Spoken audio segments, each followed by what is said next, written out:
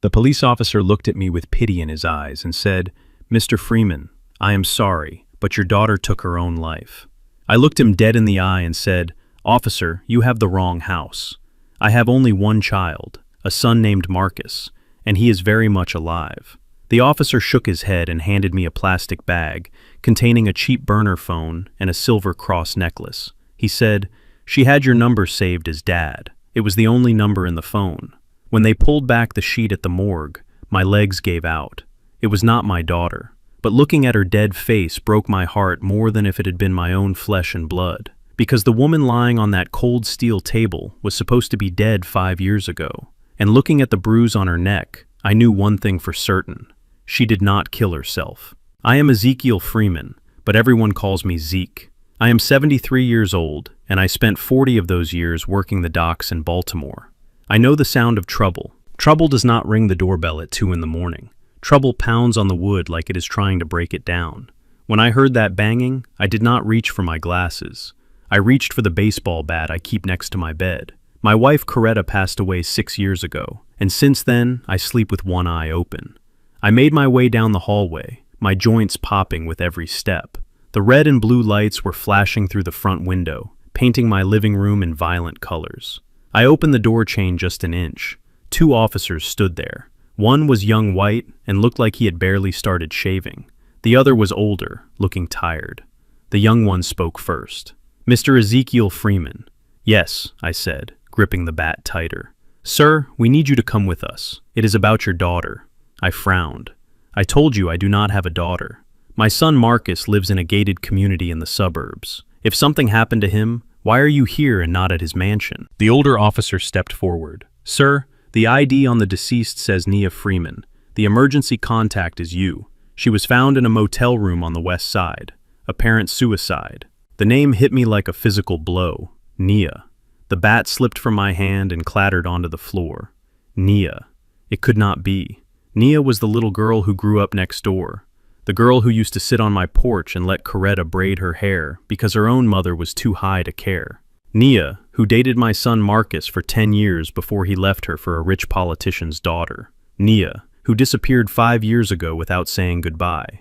I sat in the back of the police cruiser, watching the city pass by. It was raining. A cold, hard rain that washed the trash into the gutters but could not wash away the grime of this city. I tried to call Marcus. His phone went straight to voicemail.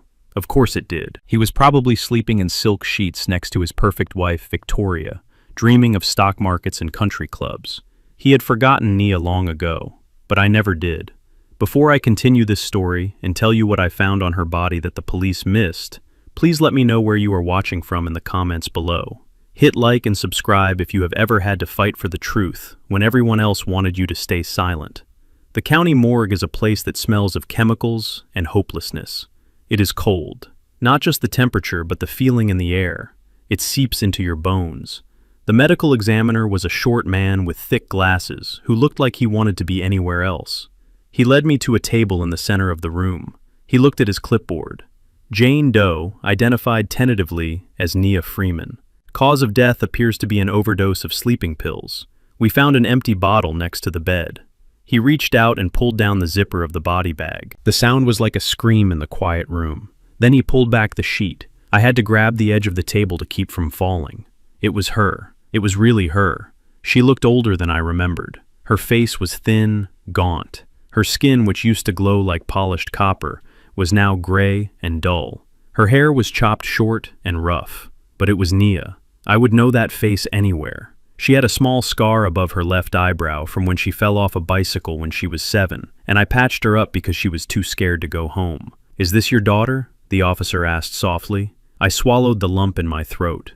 "In every way that matters, yes. She is my daughter." I reached out to touch her hand. Her fingers were cold, ice cold. I remembered how warm her hands used to be when she would bring me a cup of coffee on the porch and listen to my stories about the war. She was the only one who listened. Marcus always said my stories were boring. Nia would listen for hours. "Why did you leave, child?" I whispered.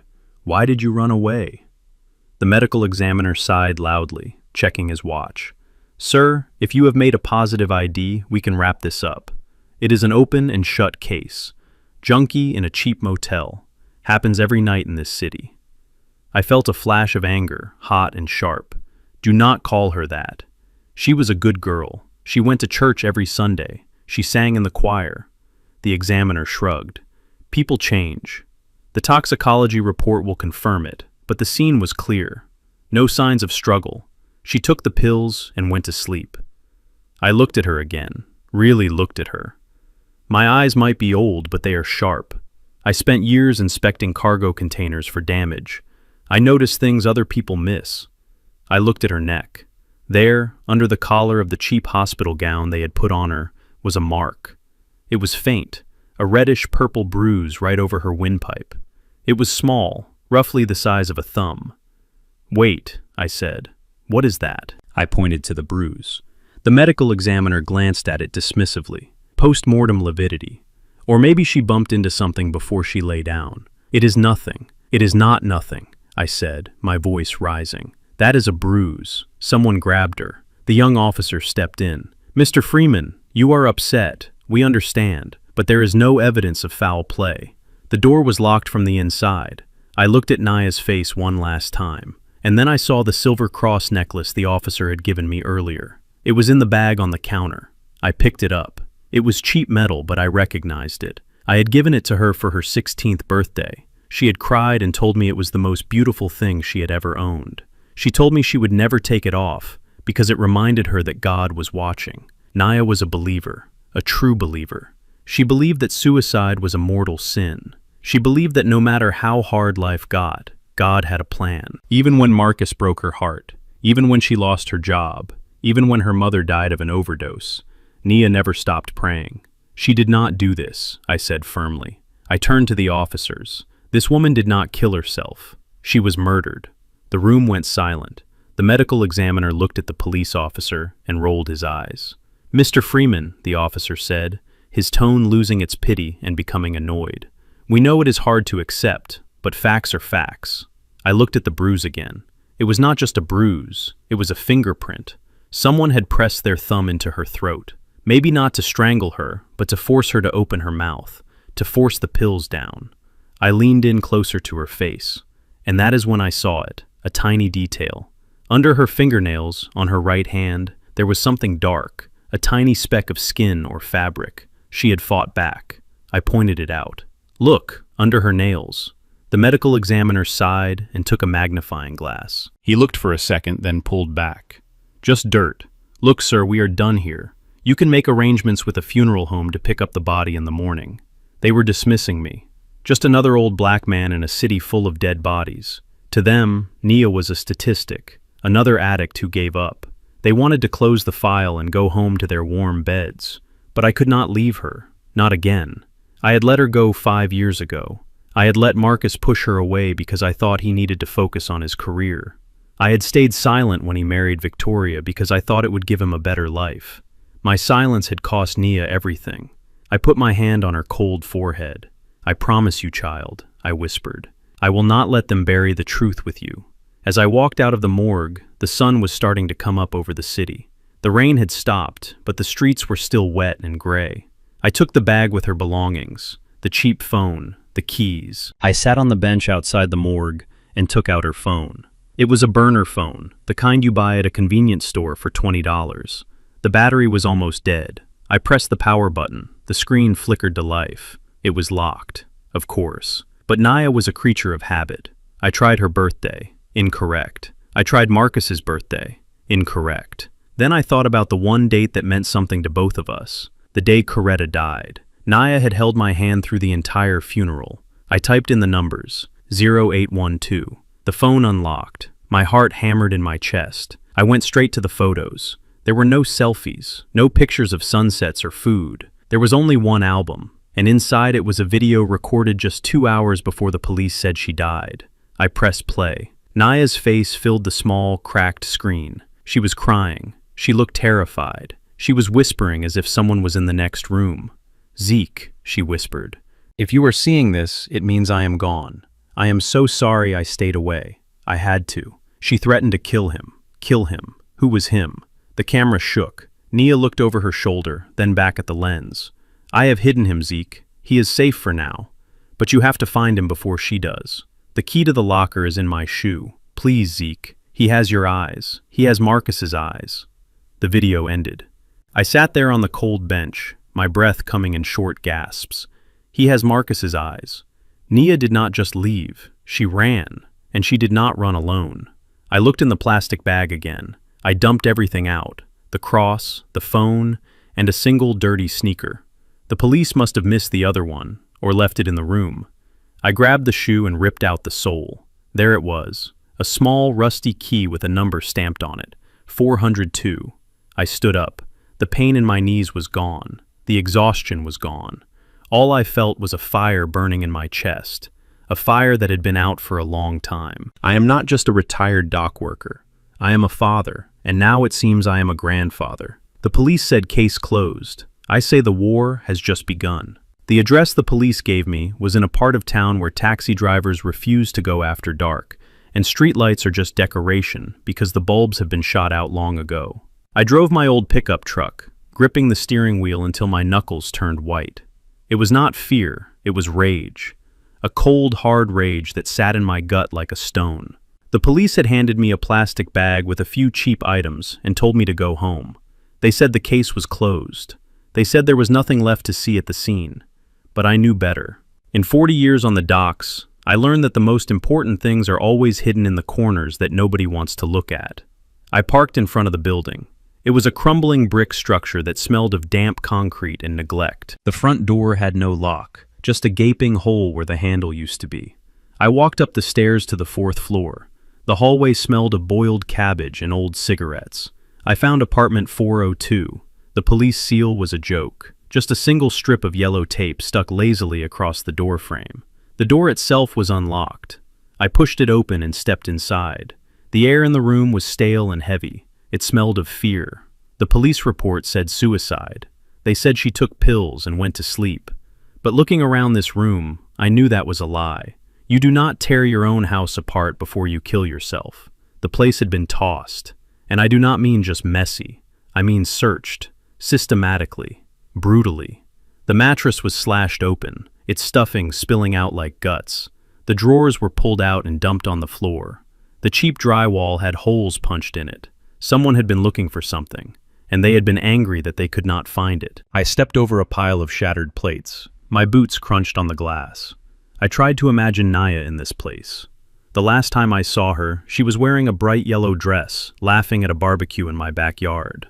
Now she was gone, and this broken room was all that was left of her life.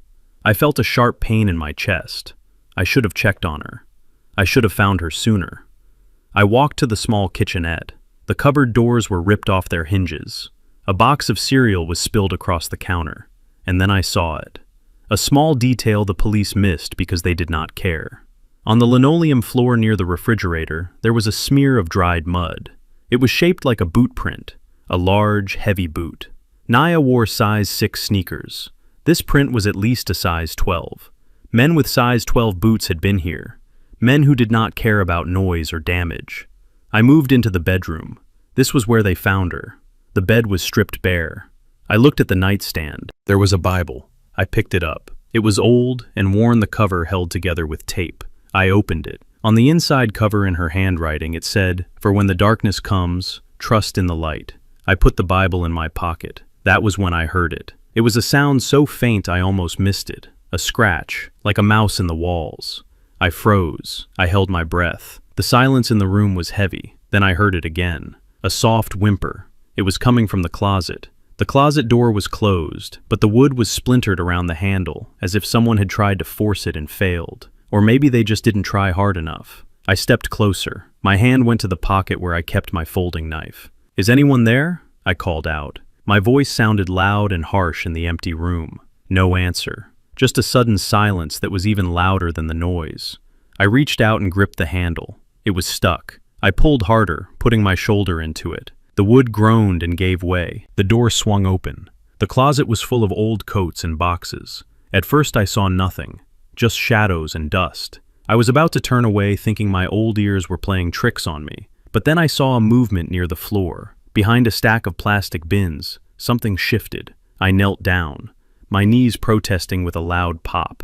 I moved the coats aside, and there he was, a little boy. He could not be more than 4 years old. He was curled up into a ball so tight he looked like a bundle of rags. He was wearing pajamas with cartoon rocket ships on them, but they were covered in dust. He was shaking, not just shivering, but shaking violently, his whole body vibrating with terror. He looked up at me, and I felt the air leave my lungs. He did not scream. He did not cry. He just stared at me with wide, terrified eyes. He had his hands clamped over his mouth as if someone had taught him exactly how to be quiet, as if his life depended on silence. "Hey there, little man," I whispered, making my voice as soft as I could. "I am not going to hurt you." He pressed himself further back into the corner, trying to merge with the wall. He looked at my hand, checking for a weapon. This was a child who knew what violence looked like. That broke my heart more than seeing Naya on the slab. I sat down on the floor, right there in the dust. I kept my distance. "I am Zeke," I said. "I was a friend of Naya. I knew your mom." At the mention of her name, his eyes filled with tears, but he still did not make a sound. He pointed a trembling finger toward the bed where his mother had died. "Yes," I said, swallowing the lump in my throat. "I know. I am so sorry. But the bad men are gone now. It is just me." I remembered I had a peppermint candy in my pocket. I always keep them for when my blood sugar drops. I took it out and unwrapped it slowly, letting him see my hands were empty of anything dangerous. I slid the candy across the floor toward him. He looked at the candy, then back at me. Hunger won over fear. He snatched the candy and put it in his mouth. "What is your name, son?" I asked. He chewed for a moment, then whispered so quietly I had to lean in to hear. "Leo." "Leo," I repeated. "That is a strong name, like a lion." I held out my hand. "Come on, Leo. We cannot stay here. It is not safe." He hesitated. He looked at the open door of the apartment as if he expected monsters to come walking in. And maybe they would. Whoever killed Nia did not find what they were looking for. And suddenly I realized, with a sick feeling in my stomach, what they were looking for was not a thing. It was him. They did not tear the room apart for money. They tore it apart looking for the boy. Nia did not just die. She died protecting him. She must have hidden him in the closet and locked it or blocked it somehow before they got to her. She gave her life to buy him silence. "Come here, Leo," I said more urgently. "We have to go. Now." He crawled out from behind the boxes. As he moved into the light coming from the window, I saw his face clearly for the first time. The shadows fell away and I found myself staring at a ghost. I stopped breathing. The room spun. It was not just that he was a handsome boy. It was the shape of his nose, the set of his jaw, and above all it was his eyes. They were a distinctive shade of amber brown with flecks of gold. Not Nia's eyes, not my eyes. They were Marcus's eyes. I would know those eyes anywhere. I looked into them the day Marcus was born. I looked into them when he graduated college. I looked into them when he lied to me about his gambling debts. This boy, this terrified little boy hiding in a closet in a crack den, he was my grandson. The realization hit me like a physical blow. Nia had been raising my grandson alone in poverty, while Marcus lived in a mansion 20 miles away. Did Marcus know? Did he abandon them? Or did Nia hide the boy from him too? Leo looked up at me, waiting for me to do something. He reached out and grabbed my pinky finger with his small hand. His grip was surprisingly strong. "Are you a bad man?" he asked. Tears pricked my eyes. I have been called many things in my life. Stubborn, hard, difficult. But looking at this boy, I knew I had a new title. Protector. "No, Leo," I said, picking him up. He was light, too light. I could feel his ribs through his pajamas. "I am not a bad man. I am your grandfather, and nobody is ever going to hurt you again." I stood up, holding him against my chest. He smelled of dust and old fear, but under that was the smell of a child, just innocent and sweet. He buried his face in my neck, and for the first time since I walked in, he started to cry. Soft, quiet sobs that shook his small frame. I wrapped my coat around him, covering his face so nobody would see him as we left. I walked out of that apartment, and I did not look back. The police said it was suicide. The coroner said it was an overdose. But I knew the truth now. You do not hide a child in a closet if you plan to kill yourself. You hide a child because you know the wolves are at the door. Nia was murdered, She was murdered because of who this boy was. She was murdered because someone wanted to erase her and this child from the face of the earth. As I walked down the stairs, listening to the creak of the wood under my boots, I made a promise. Not to God, not to the law, but to the ghost of the woman who died saving my blood. I promise you, Nia, I am going to burn their world down. I am going to find out who sent those men. I am going to find out what Marcus knows. And if my own son is involved in this, may God have mercy on him, because I will not. I reached the truck and strapped Leo into the passenger seat, using the seatbelt meant for a grown man. He looked small and lost. "Where are we going?" he asked, his voice trembling again. "We are going to ask some questions, Leo, and we are going to get some answers." I started the engine. The old truck roared to life. I drove away from the building, watching it disappear in the rearview mirror. I had gone there looking for clues. I left with a war on my hands. But before I could even get to the main road, I saw something that made my blood run cold. A black SUV with tinted windows was parked down the street. As I passed it, the engine turned on. The headlights flared in the gloom. They were watching. They had been watching the apartment, waiting for someone to come back, waiting to see if the boy was still inside. And now they were following me. I gripped the steering wheel and pressed the gas pedal. "Hold on, Leo," I said grimly. The hunt was on. But they did not know who they were messing with. They thought they were chasing an old man and a helpless child. They did not know they had just woken up a sleeping dragon. I drove from the crumbling brick tenements of the west side to the polished iron gates of Emerald Hills, and it felt like I was traveling between two different planets. I had left little Leo with Saul, an old army medic I trusted with my life. I told Saul to keep the doors locked and the blinds drawn until I came back. I could not bring the boy here. Not yet. I was walking into the lion's den, and you do not bring a lamb when you go to face the predators. My son Marcus lives in a house that looks like something out of a magazine. It has white pillars and a driveway long enough to land a plane on. It is a place that screams money, but whispers loneliness. The security guard at the gate hesitated when he saw my battered pickup truck. He picked up the phone, probably calling the house to ask if the old black man in the rusted Ford was actually allowed inside. The gate opened slowly, as if it was doing me a favor. I parked next to Marcus's silver Mercedes. My truck looked like a dirty bruise on the pristine pavement. I took a deep breath. I checked my pocket to make sure the audio recorder I had bought at the pawn shop on the way over was turned on. I am old, but I am not stupid. In a war, words are weapons, and I intended to capture every bullet they fired.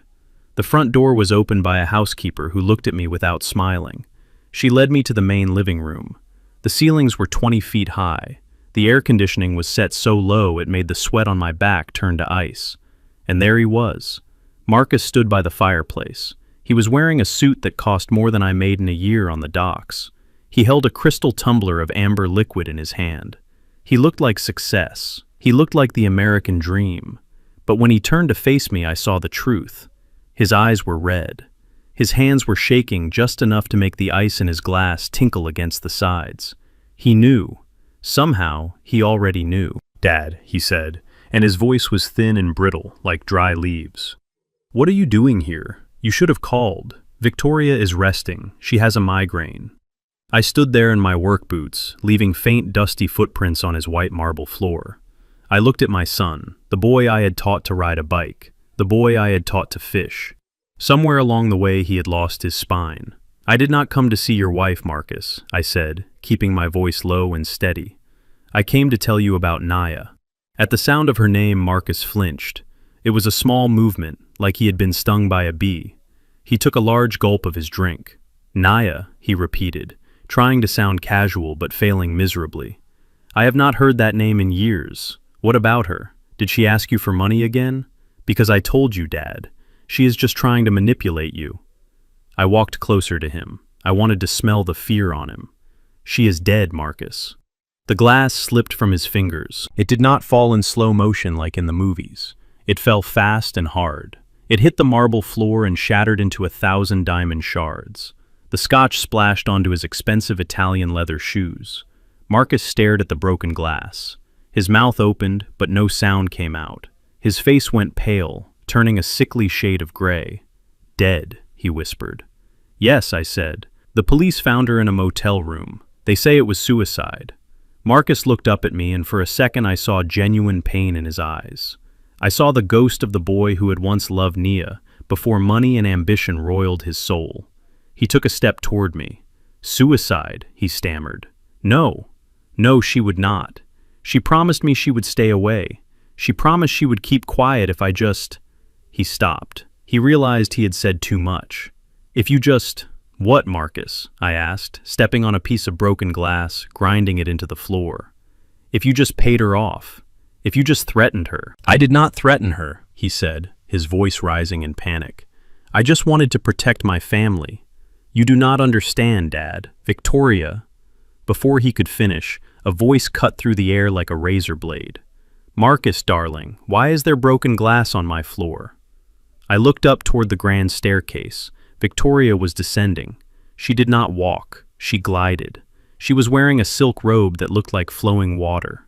Her blonde hair was pulled back in a perfect tight bun. She looked like an ice queen, cold, beautiful, and deadly. She reached the bottom of the stairs and looked at the mess on the floor, then at me. Her blue eyes had zero warmth. They were flat and hard like a shark's eyes. Hello, Ezekiel, she said. To what do we owe the pleasure of this intrusion?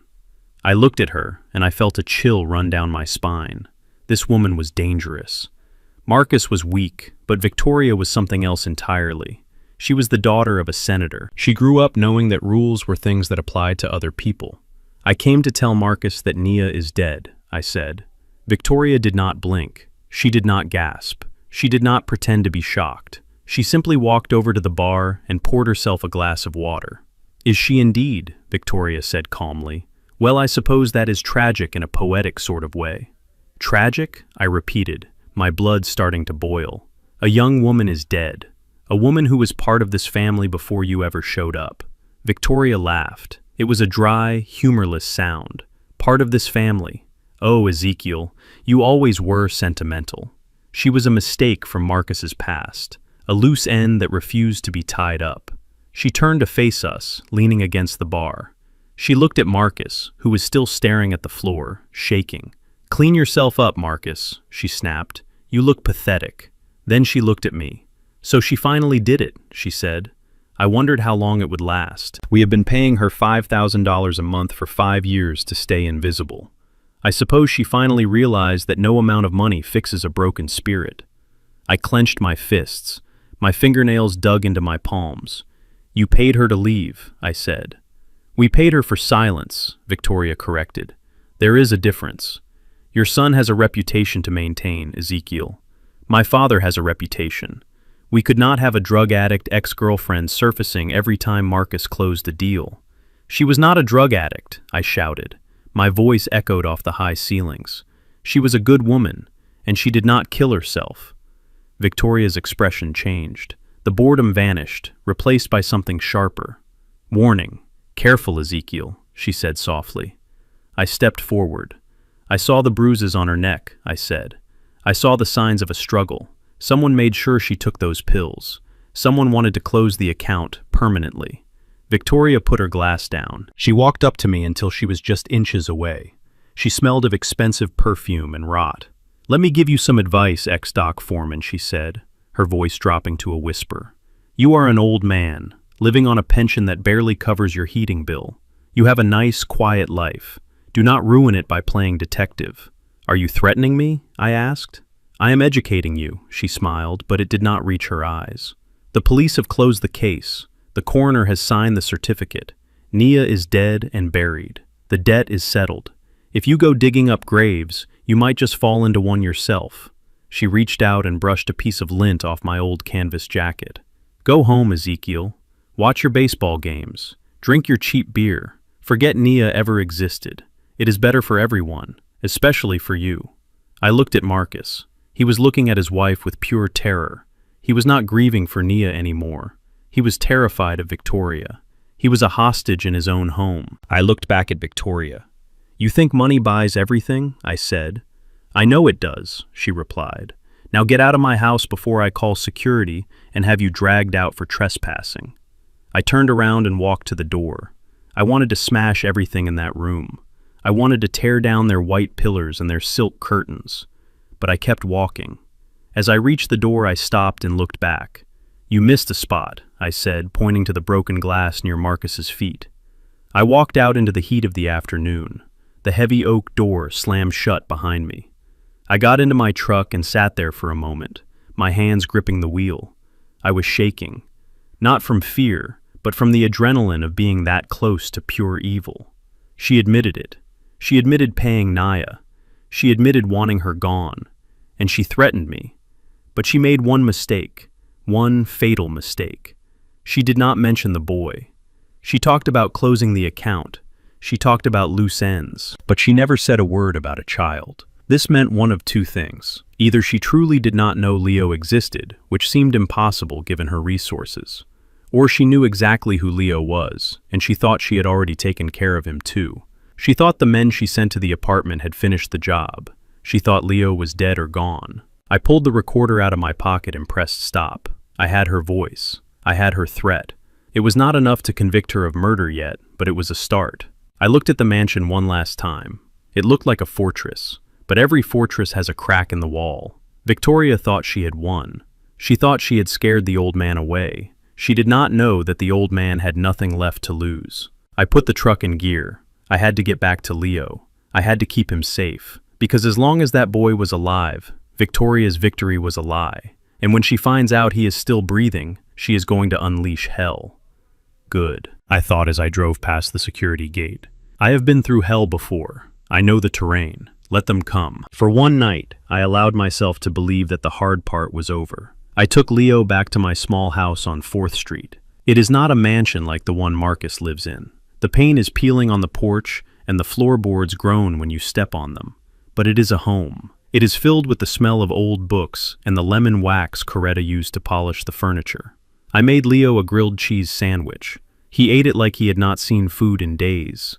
Watching him eat, I felt a strange warmth in my chest that I had not felt since Marcus was a boy. Leo sat at my kitchen table, his legs swinging back and forth, not quite touching the floor. He looked at the pictures on the mantelpiece. He pointed to a photo of me in my army uniform.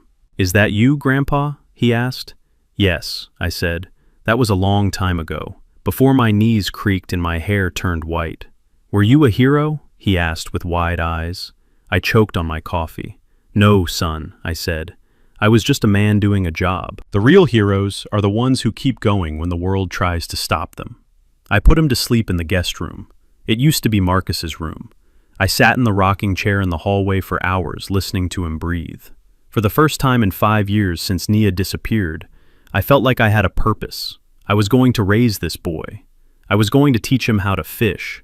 I was going to teach him how to be a man who stands by his word, unlike his father. But I was naive.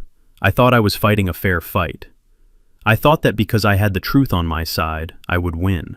I forgot that in this country, truth is expensive, and I was running on empty pockets. The knock came at 8 in the morning. It was not the frantic banging of trouble. It was the sharp, rhythmic knock of authority, the kind of knock that does not ask for permission to enter, but demands it. I opened the door. Standing on my porch was a woman in a gray suit, holding a clipboard. Behind her stood 2 police officers. Their hands were resting near their belts, not on their guns yet, but close enough to send a message. "Mr. Ezekiel Freeman," the woman asked. Her voice was flat, professional, cold. "I am him," I said, stepping out onto the porch and pulling the door shut behind me. I did not want Leo to wake up and see this. "My name is Ms. Sterling from Child Protective Services. We received a report regarding the welfare of a minor currently in your custody." I felt my stomach drop. A report. It had not even been 24 hours.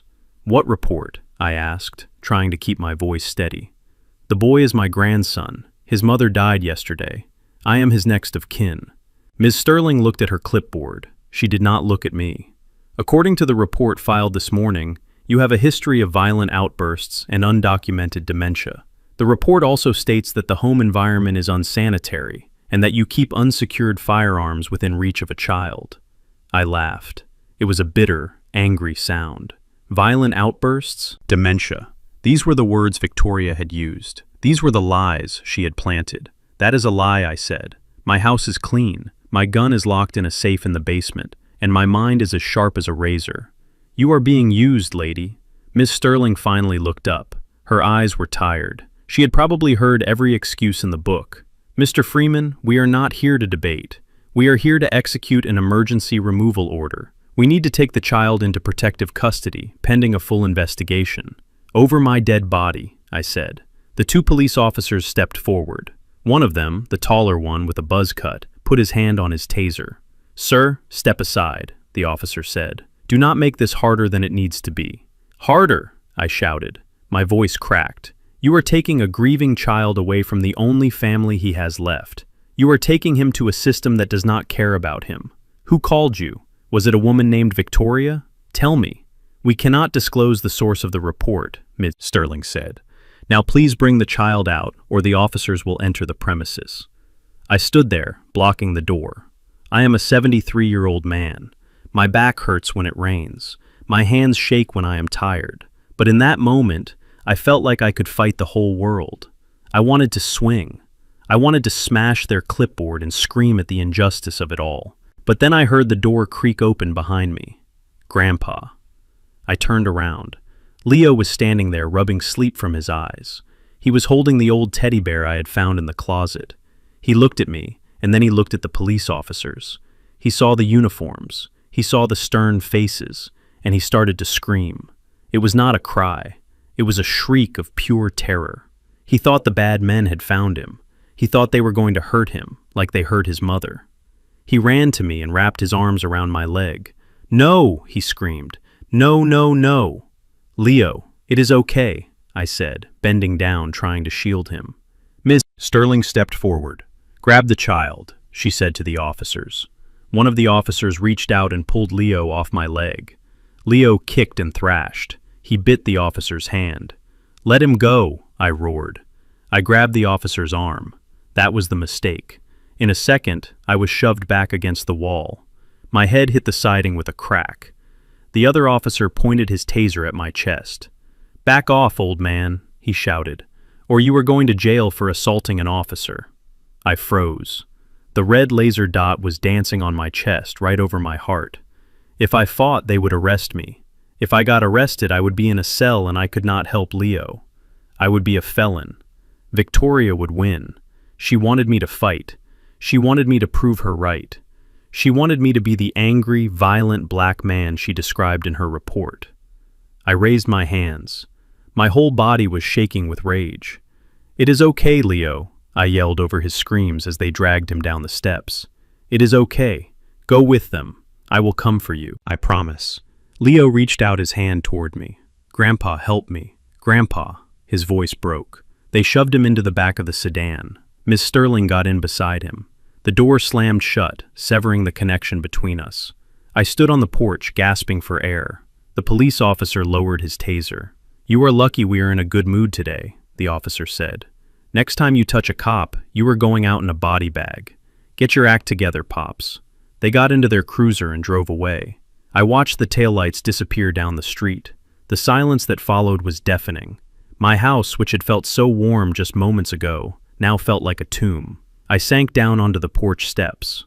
I put my head in my hands. This is how they do it. This is how they break you. They do not need to burn a cross on your lawn anymore. They just use the phone. They use the law. They use the system that was built to protect them and crush people like me. Victoria did not just want the child gone. She wanted to humiliate me. She wanted to show me that no matter how hard I tried, I was powerless against her influence.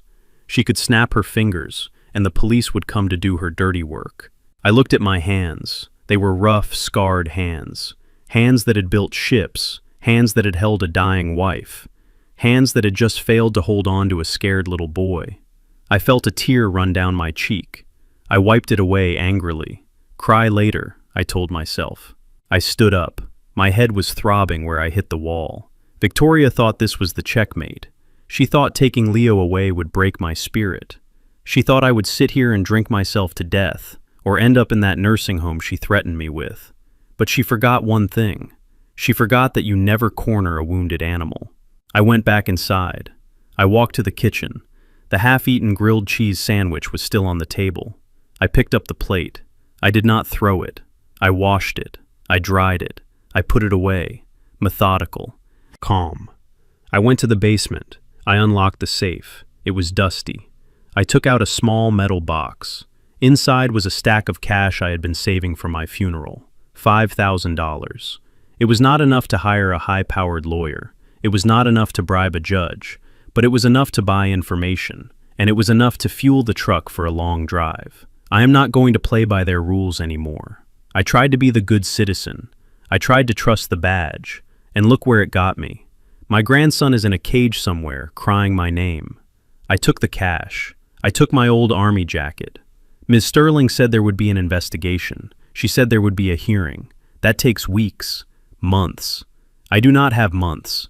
Leo does not have months. I am going to get him back, and I am not going to ask for permission. I picked up the phone and dialed a number I had not called in 20 years. Hello? A gruff voice answered on the third ring. Saul? I said. It is Zeke, the voice said, sounding surprised. I thought you were dead. Not yet, I said. But I need a favor. I need you to find someone. A woman named Ms. Sterling. I need to know where she lives. I need to know where she took the boy. There was a pause on the line. Then Saul spoke. Is this trouble, Zeke? The kind of trouble you cannot walk away from, I said. Good, Saul said. I was getting bored. I hung up the phone. I looked at the empty spot where Leo had slept. Hold on, little lion. Grandpa is coming.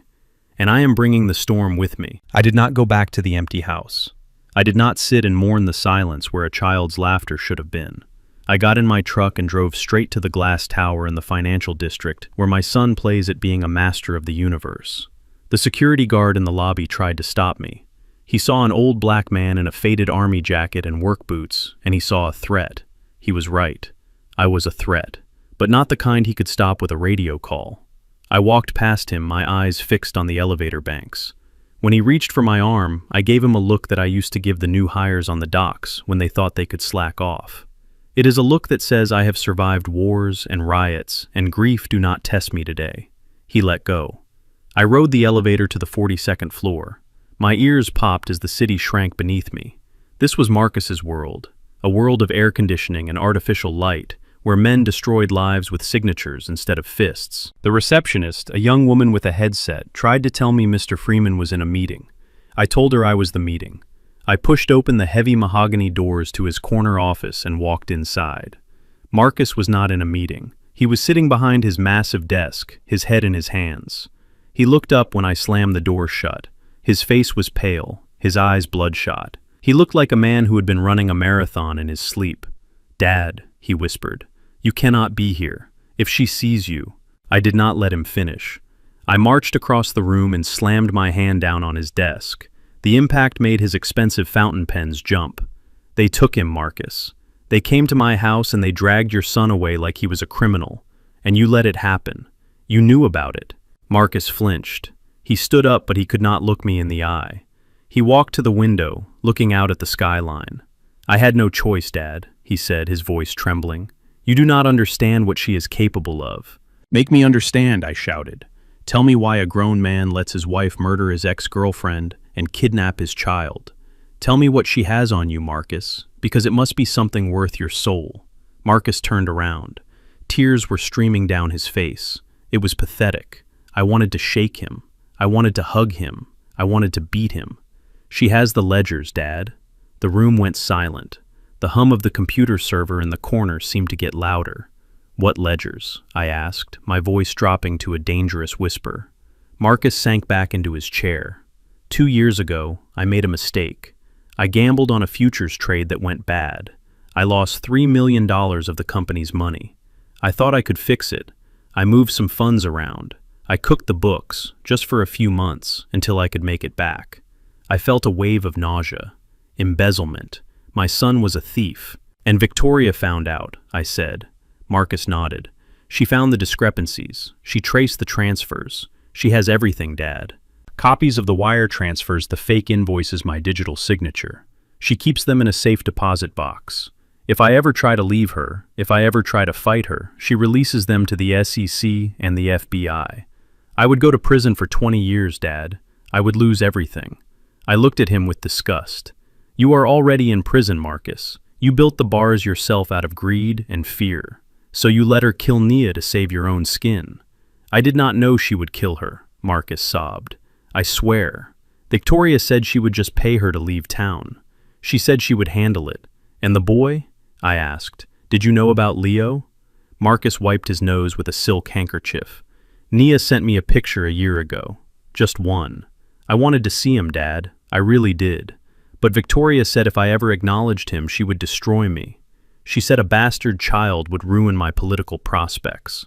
I stared at him. I realized then that the son I raised was gone. This man in the suit was a stranger, a weak, selfish stranger.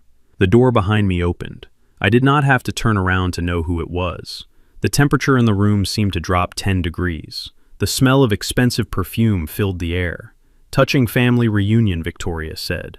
I turned slowly. She was wearing a white business suit, pristine and sharp. She held a blue folder in her hand. She walked into the room like she owned the air we breathed. She probably thought she did. Get out of my sight, Victoria, I said, before I forget that I was raised not to hit a woman. She laughed softly.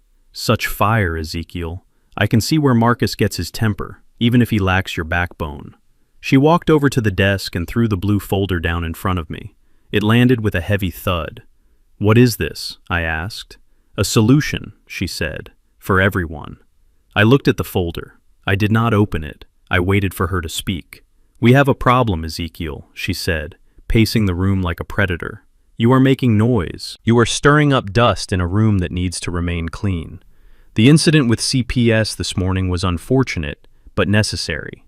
You proved you are unfit to care for a child. I am more fit than a father who denies his existence, and a stepmother who orders hits on women, I spat back. Victoria ignored me. She tapped the folder with a manicured fingernail.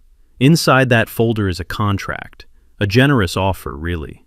I listened. I needed to know the enemy's terms. Here is the deal, she said, counting off on her fingers. Number 1, you voluntarily check yourself into the Whispering Pines Assisted Living Facility. It is a very nice place, top-rated memory care unit. We have already paid for the first year. She was trying to lock me away. She was trying to label me as senile, so anything I said in the future would be dismissed as the ramblings of a crazy old man.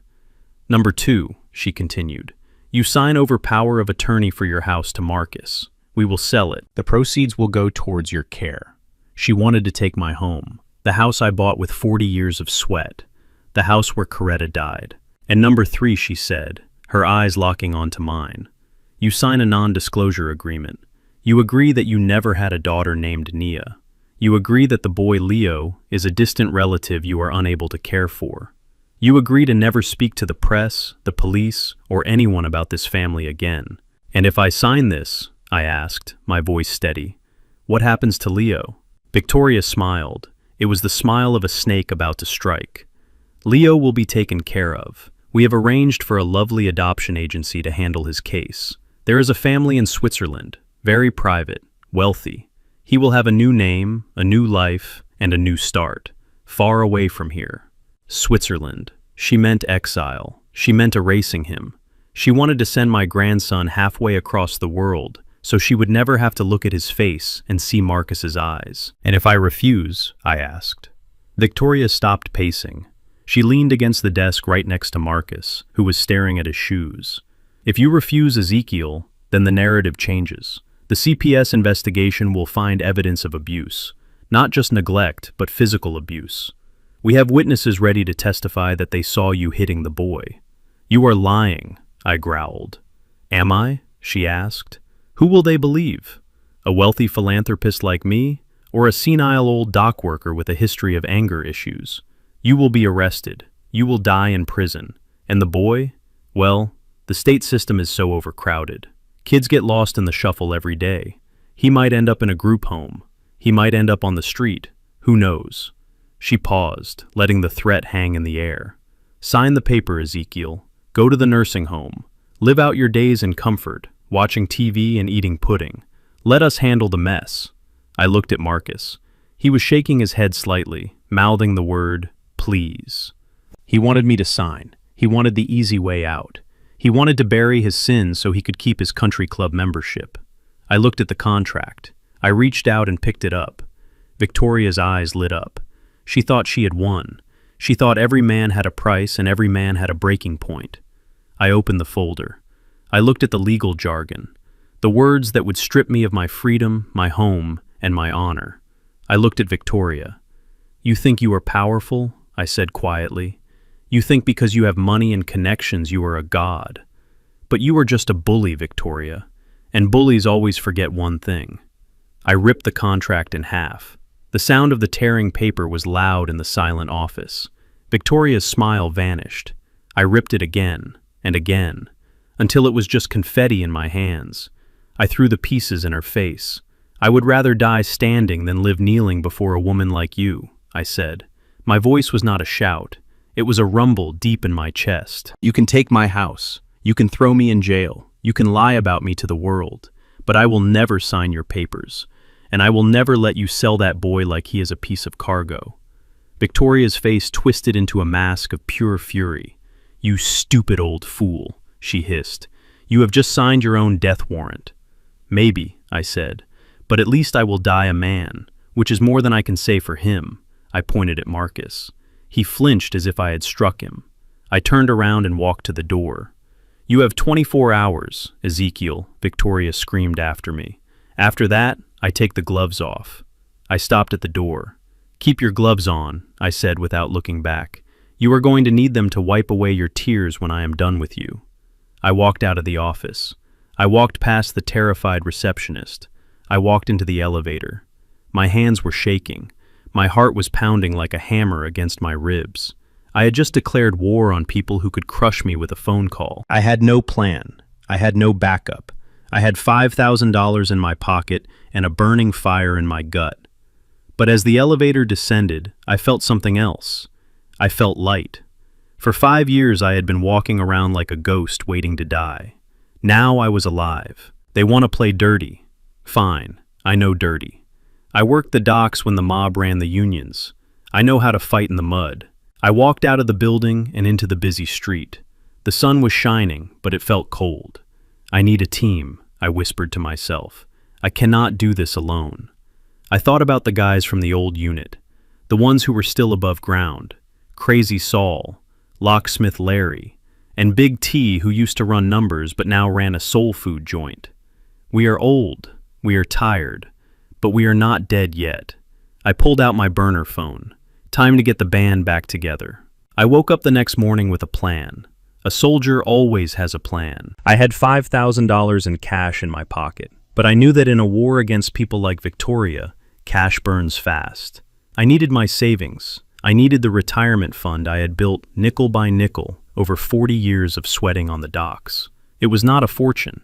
It was just enough to keep the lights on and maybe pay a private investigator to find where they had taken Leo.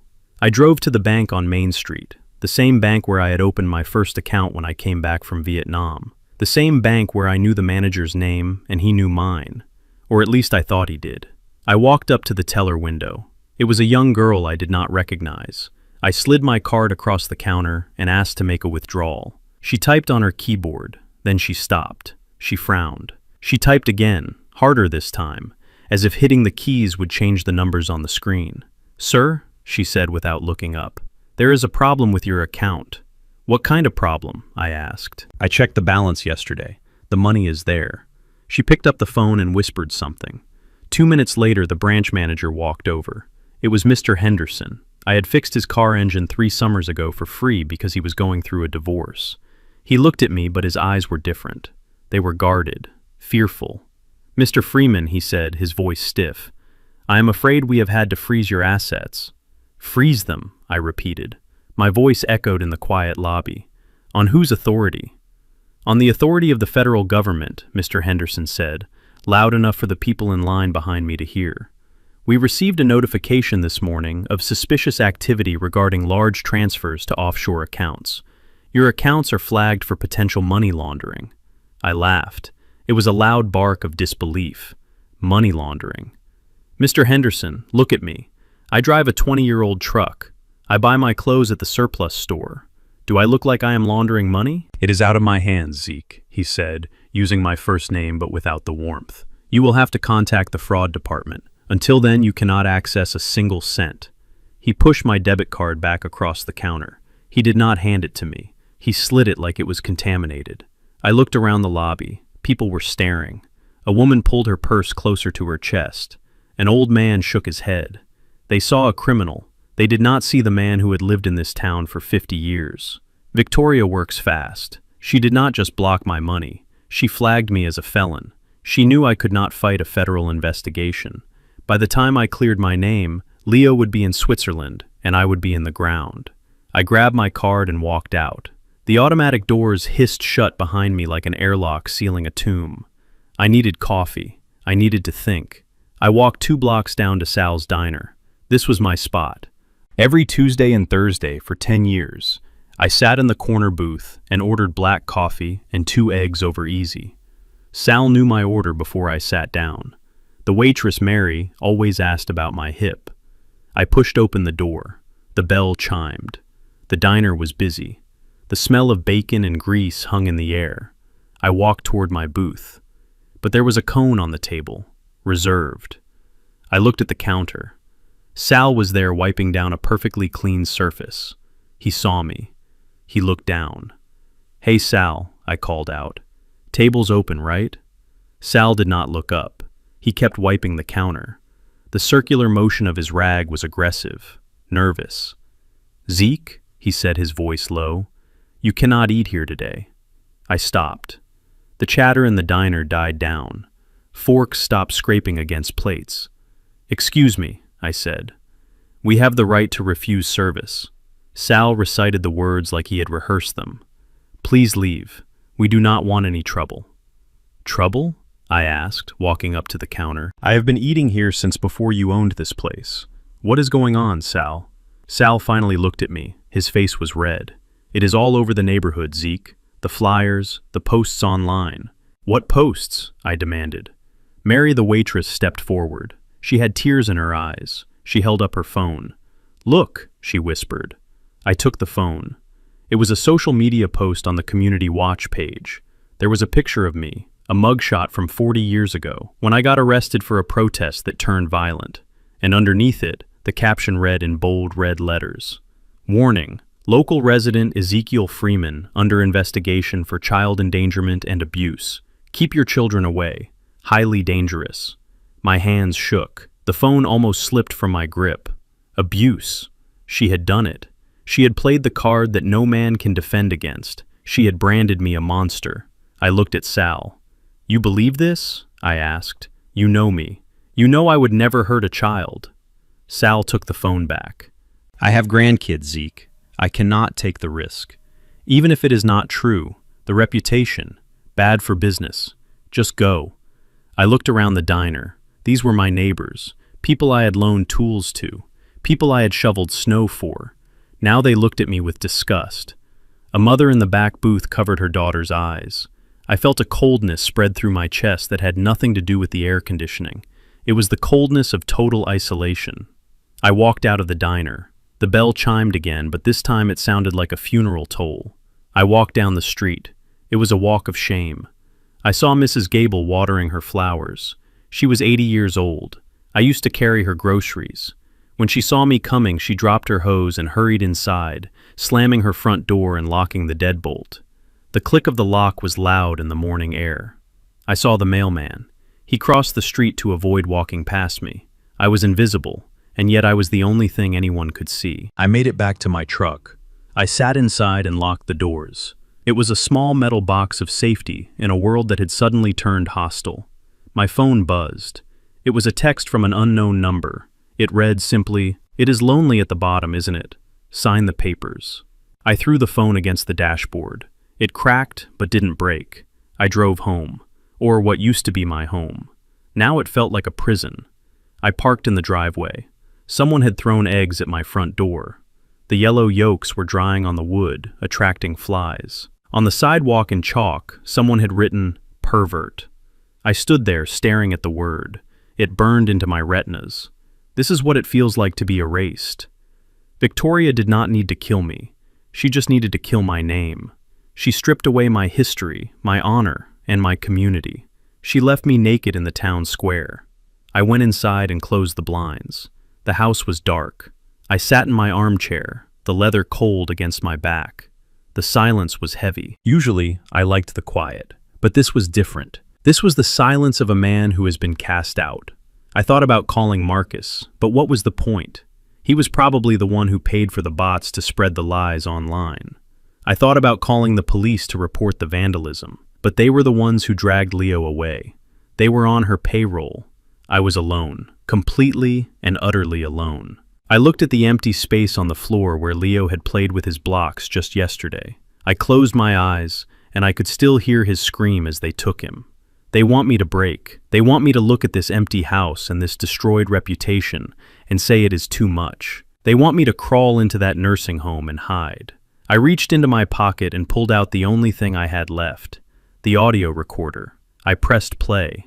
I listened to Victoria's voice again. Arrogant, confident, evil. You are an old man living on a pension. Forget Nia ever existed. I listened to it over and over. I let her voice fill the empty room. I let her hate fuel me. She made a mistake, a strategic error. She isolated me. She cut my ties to the community. She took away my distractions. She took away my comfort. When you take everything away from a man, you leave him with nothing to lose. And a man with nothing to lose is the most dangerous creature on God's green earth. I stood up. I went to the kitchen and found a bucket of soapy water. I went outside. I started scrubbing the eggs off the door. I scrubbed until my knuckles bled. I took the hose and washed the chalk off the sidewalk. Mrs. Gable watched me from her window. I saw her curtain twitch. I did not look away. I stared right at her window until she let the curtain fall. I am not going anywhere, I whispered. I went back inside. I packed a bag, not clothes, tools. If I cannot use the bank, I will use cash. If I cannot use the law, I will use the street. If I cannot use my friends, I will find new ones. The kind of friends who do not care about reputation. The kind of friends who live in the shadows, where Victoria is afraid to go. I am Zeke Freeman. I survived the jungle in '68. I survived the riots in '92. I survived the death of my wife. I will survive this.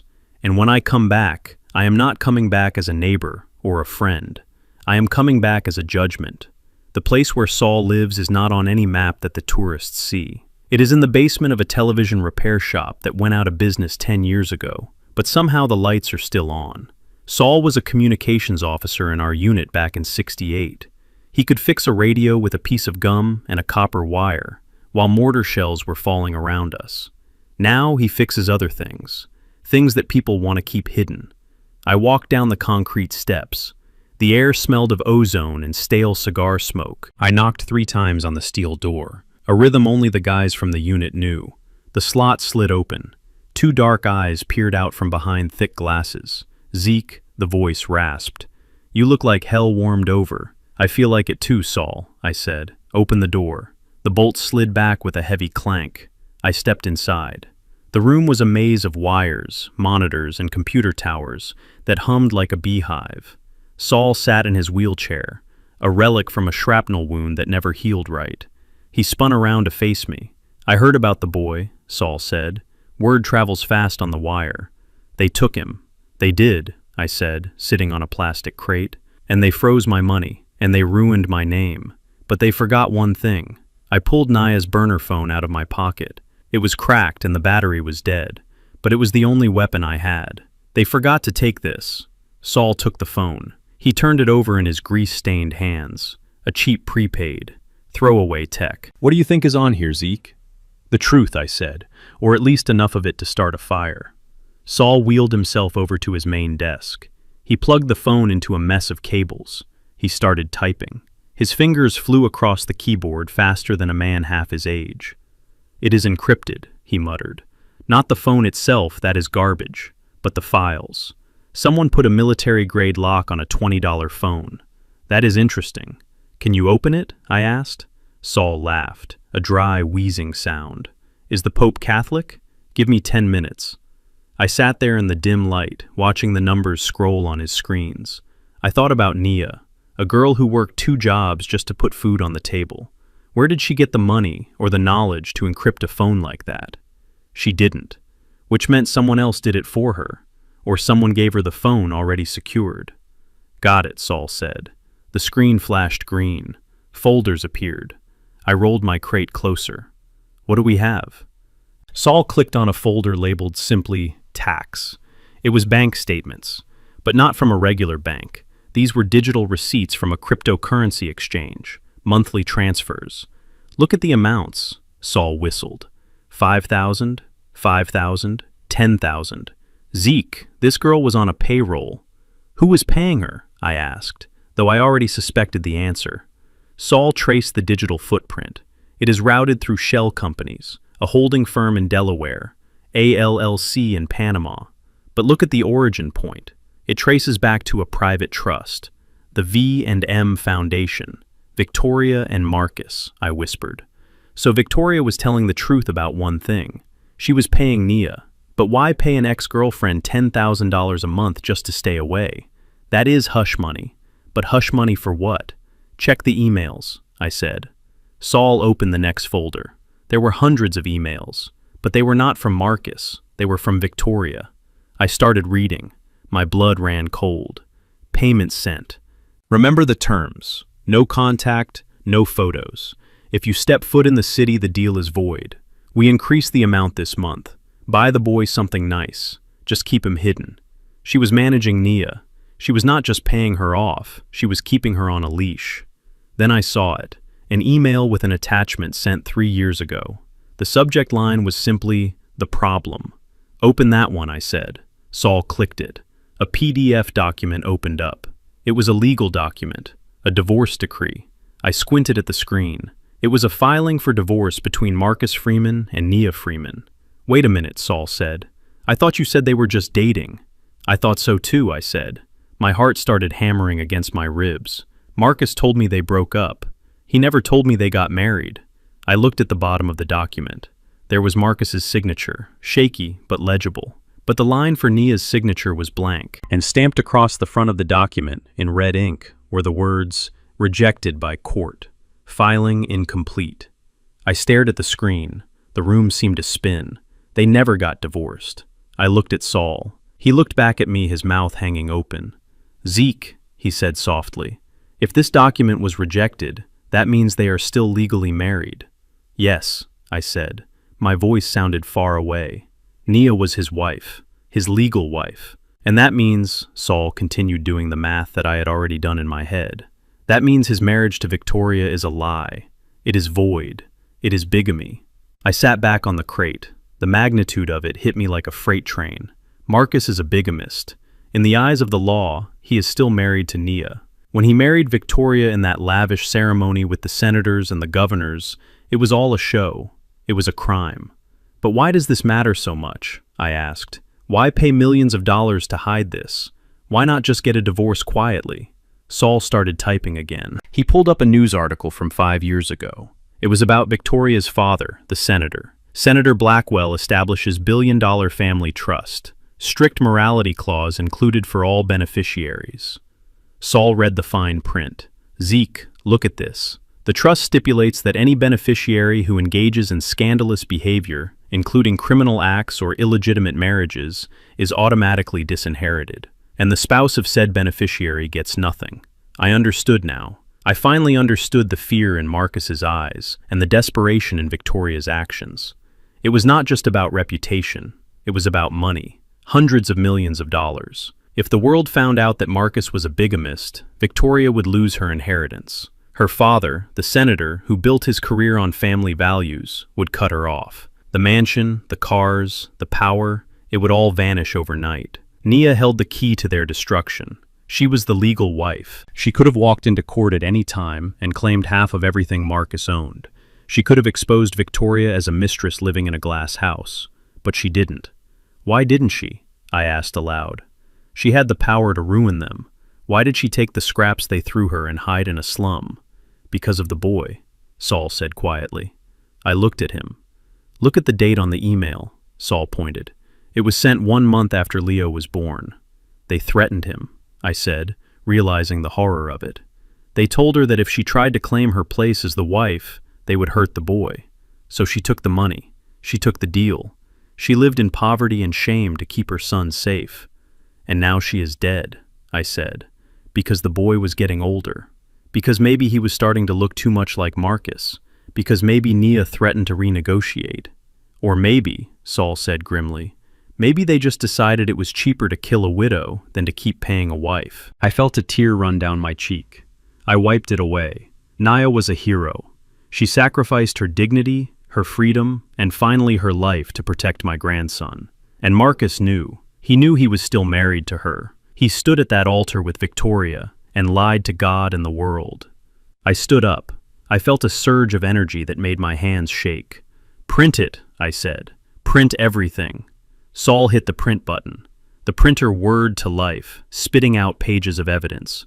"This is it, Zeke," Saul said, handing me the stack of warm paper. "This is the silver bullet, but be careful. If they were willing to kill Nia to keep this secret, what do you think they will do to you?" I folded the papers and put them inside my jacket, right next to my heart. "Let them try," I said. "They are playing checkers, thinking they are kings. But I just flipped the board. I have leverage now, real leverage. I am not just a grandfather fighting for custody. I am the father-in-law of the legal wife. Technically, I have more right to Marcus's assets than Victoria does." I turned to leave. Zeke Saul called out. I stopped at the door. "You are going to need more than paper," he said. "You are going to need muscle. Victoria has private security, ex-military, mercenaries." "I know," I said. "That is why my next stop isn't the police station." "Where are you going?" Saul asked. "I am going to see Big T," I said. Saul smiled. His gold tooth glinted in the monitor light. "Tell that big ugly ox I said hello." "And Zeke?" "Yeah, give them hell." I walked out into the alley. The sun had set. The city was dark. But for the first time in days I saw a path forward. I had the truth. Marcus was a criminal. Victoria was a fraud. And Leo, my little Leo, was the legitimate heir to a fortune they were trying to steal. I got into my truck. The engine sputtered but caught. "I am coming for you, Victoria. And I am not bringing a lawyer. I am bringing the past you tried to bury." The digital files Saul found were the map, but I still needed the treasure. A judge might look at a computer printout and call it a forgery, especially when the lawyers on the other side cost $1,000 an hour. But a physical document with a raised seal and wet ink signatures is harder to make disappear. I knew Nia. She was a girl who kept everything. Every birthday card, every ticket stub, and certainly the piece of paper that proved she was not just a mistress, but a wife. I knew where she would hide it. She would not put it in a safety deposit box, because banks ask for ID and leave a paper trail. She would not bury it in the yard like a dog with a bone. She would put it in the one place she felt safe, the one place where she and Marcus had been truly happy, even if just for an hour. I drove my battered truck toward the east side. This was the part of the city council forgot. The streetlights had been broken since the 90s. The potholes were deep enough to swallow a tire. I navigated the streets by memory. I knew which corners had the drug dealers, and which corners had the grandmothers watching from the windows. I pulled up to the curb a block away from St. Jude's of the Valley. It was an old stone church that had been condemned 5 years ago after the roof collapsed during a storm. The windows were boarded up with plywood that had turned gray with rot. Weeds grew through the cracks in the stone stairs. This was where Marcus and Nia had married. I remembered the day. It was raining, just like it was raining inside my heart now. Marcus had called me at midnight, begging me to come. He said he loved her. He said he didn't care about his political career or Victoria's money. He just wanted to be right with God. The old priest, Father Gabriel, had married them in secret by candlelight because the power had been cut off for non-payment. I walked up the steps, my boots crunching on broken glass. The front doors were chained shut, but I knew the side entrance, the one the choir used to sneak out for smoke breaks. I pushed the heavy oak door. It groaned to sound like a dying animal, but it opened. Inside, the air was thick with dust and the smell of damp wood. Pigeons fluttered in the rafters, cooing softly. The main sanctuary was a ruin. The pews were overturned. The altar was covered in debris, but the large wooden cross still hung on the wall, untouched by the decay. I walked down the center aisle. I closed my eyes for a second, and I could see them. Nia in a simple white sundress holding a bouquet of wildflowers she picked from the park. Marcus, in a suit he bought at a thrift store, looking at her like she was the only woman in the world. Where did that boy go? How did the boy who promised to love her until death turn into the man who let her die alone in a motel room? I reached the altar. The floorboards here were oak, solid and thick. I remembered Nia kneeling right here. She had been nervous. She kept twisting her hands. At one point she had dropped her rosary, and it slipped between the cracks of the floorboards. Marcus had laughed and said they would retrieve it later. They never did. I knelt down. My knees popped loudly in the silence. I pulled out a crowbar from my coat. I wedged it between the boards where they had knelt. The wood screeched as I applied pressure. I pushed harder using my weight. The board snapped up. I shone my flashlight into the dark hole. There, tangled in cobwebs, was a plastic rosary beads, and next to it, wrapped in 3 layers of heavy-duty freezer bags, was a metal tin, an old cookie tin. I reached down and pulled it out. My hands were shaking. I wiped the dust off the lid. It was rusted shut. I used the edge of the crowbar to pop it open. Inside, there was a stack of photos. Pictures of baby Leo, pictures of Marcus holding the baby, and at the bottom, a folded document. I unfolded it carefully. The paper was dry and crisp. Certificate of Holy Matrimony, signed by Marcus Freeman and Nia Jenkins, witnessed by Ezekiel Freeman. I ran my thumb over my own signature. I remembered signing it. I remembered thinking that maybe, just maybe, love would be enough to save my son. I was wrong. But this paper was going to save his son. I put the document in my inside pocket, zipping it tight. I felt a surge of triumph. I had the smoking gun. I stood up and turned to leave. That is when I heard the sound. It was the crunch of tires on gravel outside. Slow, deliberate. I froze. I moved to the boarded-up window and peered through a crack in the plywood. A black SUV was idling at the curb right behind my truck. It was brand new, the paint shining under the street lamps. The windows were tinted so dark, they looked like oil slicks. The doors opened. 3 men got out. They were big. They wore tactical pants and black windbreakers. They didn't look like gangbangers. They moved with precision. They checked their corners. Mercenaries. Victoria's private security. She must have put a tracker on my truck. I cursed myself for being sloppy. I had been so focused on the destination I forgot to check my 6. They were coming toward the side door. They knew I was inside.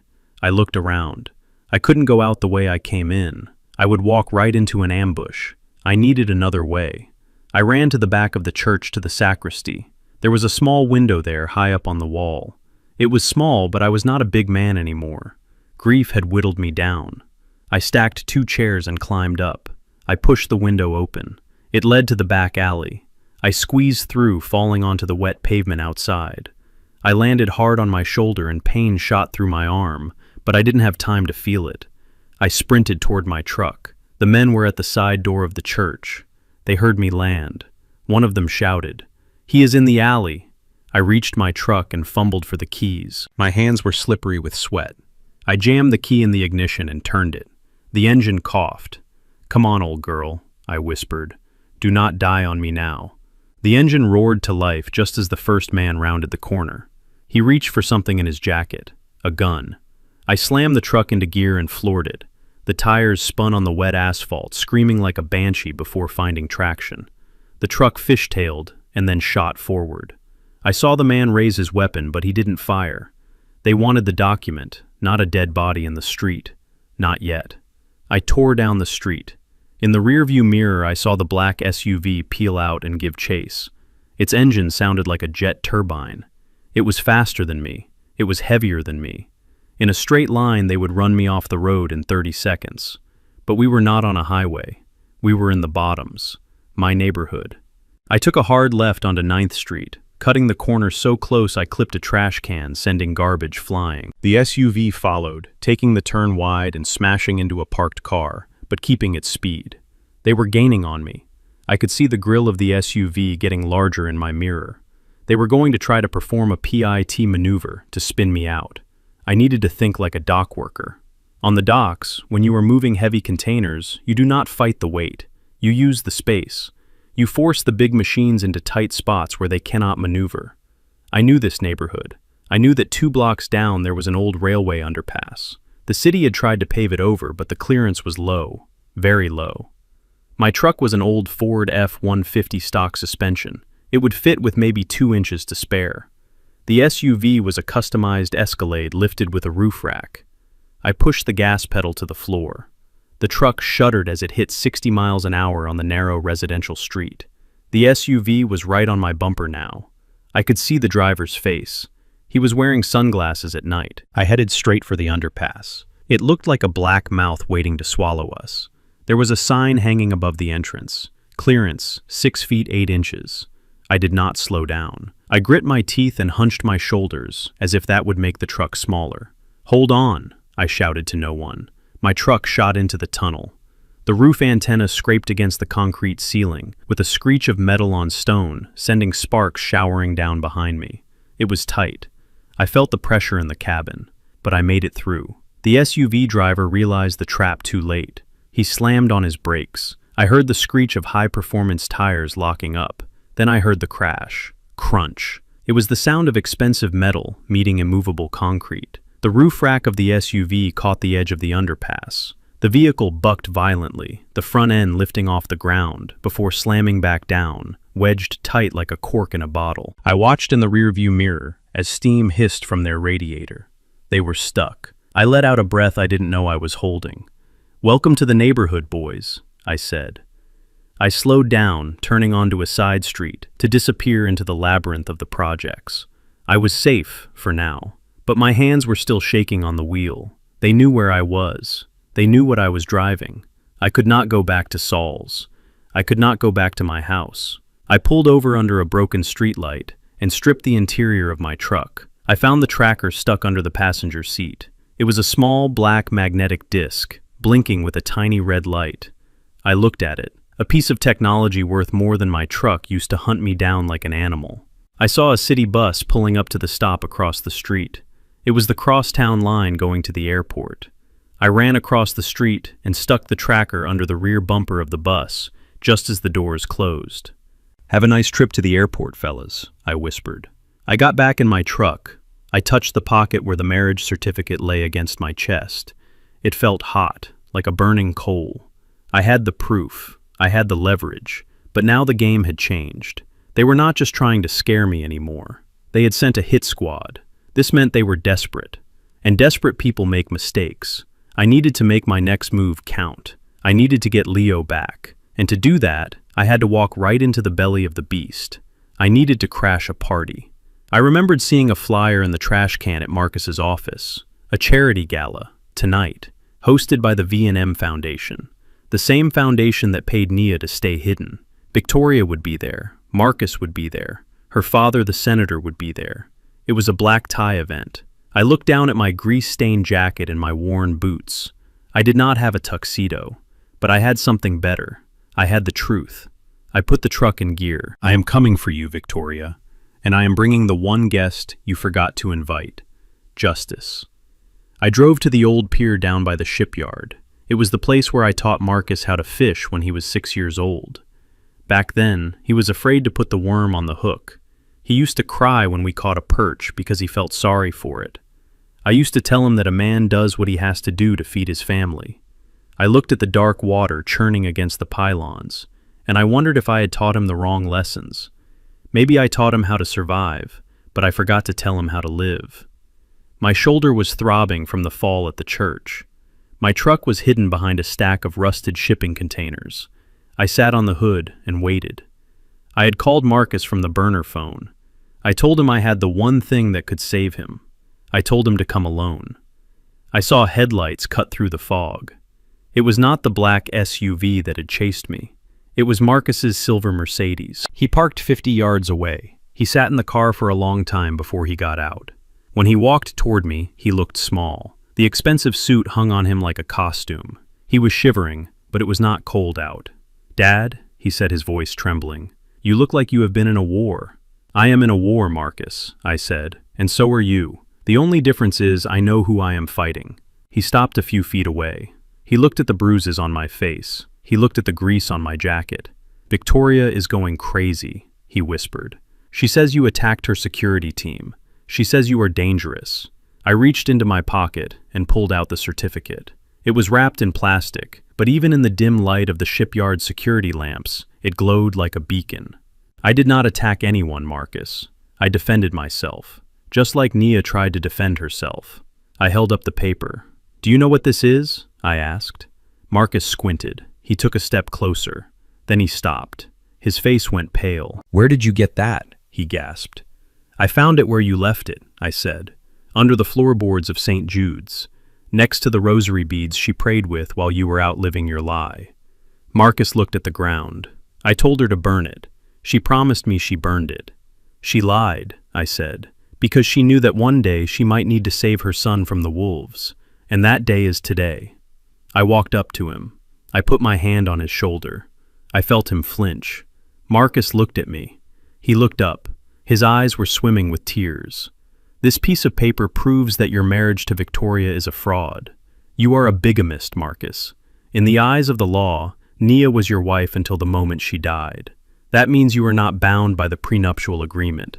It means Victoria cannot cut you off without exposing herself. It means her father, the senator, cannot touch you without destroying his own legacy." I shook him gently. "You are free, son. Do you understand? You do not have to be her lapdog anymore. We can take this to the authorities. We can explain that you were coerced. We can get Leo back." At the mention of Leo's name, Marcus crumbled. He fell to his knees on the dirty concrete. He put his face in his hands and started to sob. It was a deep, guttural sound, the sound of a man who has been holding his breath for 5 years. "I am so sorry, Dad," he cried. "I am so sorry. I was so scared. She told me she would put me in jail for the embezzlement. She told me she would make sure I never worked again." I knelt down beside him. I put my arm around him. It felt like holding the little boy who was afraid of the worm. "It is okay, Marcus," I said. "We can fix the money. We can pay back what you stole. I will sell the house. We will work it out. But you have to choose, right now. Are you a father or are you a puppet?"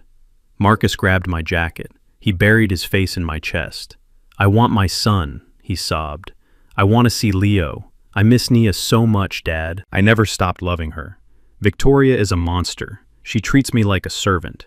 "Then stand up," I said. "Stand up and come with me. We are going to get Leo. We are going to the FBI." Marcus nodded. He wiped his face with his sleeve. He took a deep breath. "Okay, Dad. Okay. You are right. I cannot do this anymore." He stood up. He looked at the marriage certificate in my hand. "Can I hold it?" he asked. "Just for a second." I looked at him. I saw the pain in his eyes. I saw the regret. I handed him the paper. He held it like it was holy scripture. He ran his fingers over Nia's signature.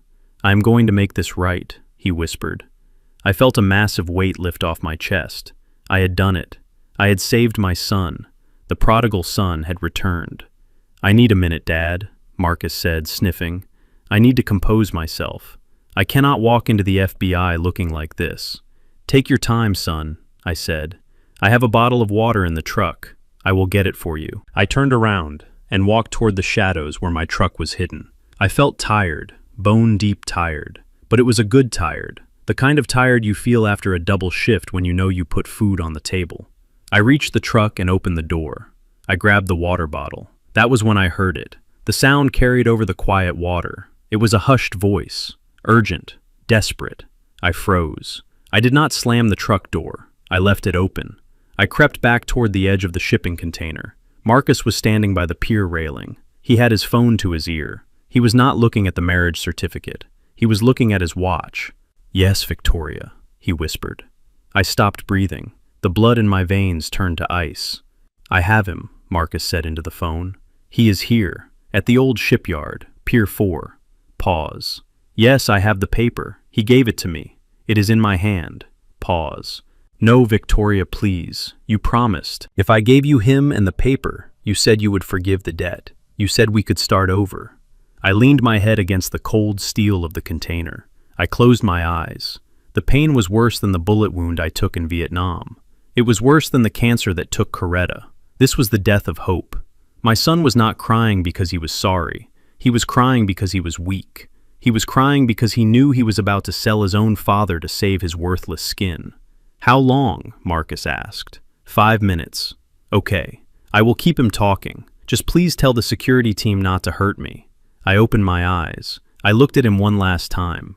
He was standing there straightening his tie, practicing his sad face, waiting for me to come back with the water so he could betray me. He was not Marcus anymore. Marcus died a long time ago. This thing in the expensive suit was just a hollow shell filled with fear and greed. I realized then that I was truly alone. There was no family reunion. There was no redemption. There was only the mission. And the mission was Leo. I looked at the marriage certificate in his hand. I had lost the original, but he forgot who he was dealing with. I am not a lawyer. I am a mechanic. I always make a backup. I had taken a photo of the certificate with the burner phone before I met him. It was not as good as the original, but it was enough to cause trouble. And I had the recording. I pulled the recorder from my pocket. It had been running the whole time. I had his confession. I had him admitting to the embezzlement. I had him admitting to the conspiracy with Victoria. I looked at the water. It was dark and deep. I could walk out there and break his neck. I could snap him like a twig. It would be easy, but that would be mercy. And he did not deserve mercy. He deserved to live with what he had done. I quietly closed the truck door. I did not start the engine. That would alert him. I released the parking brake.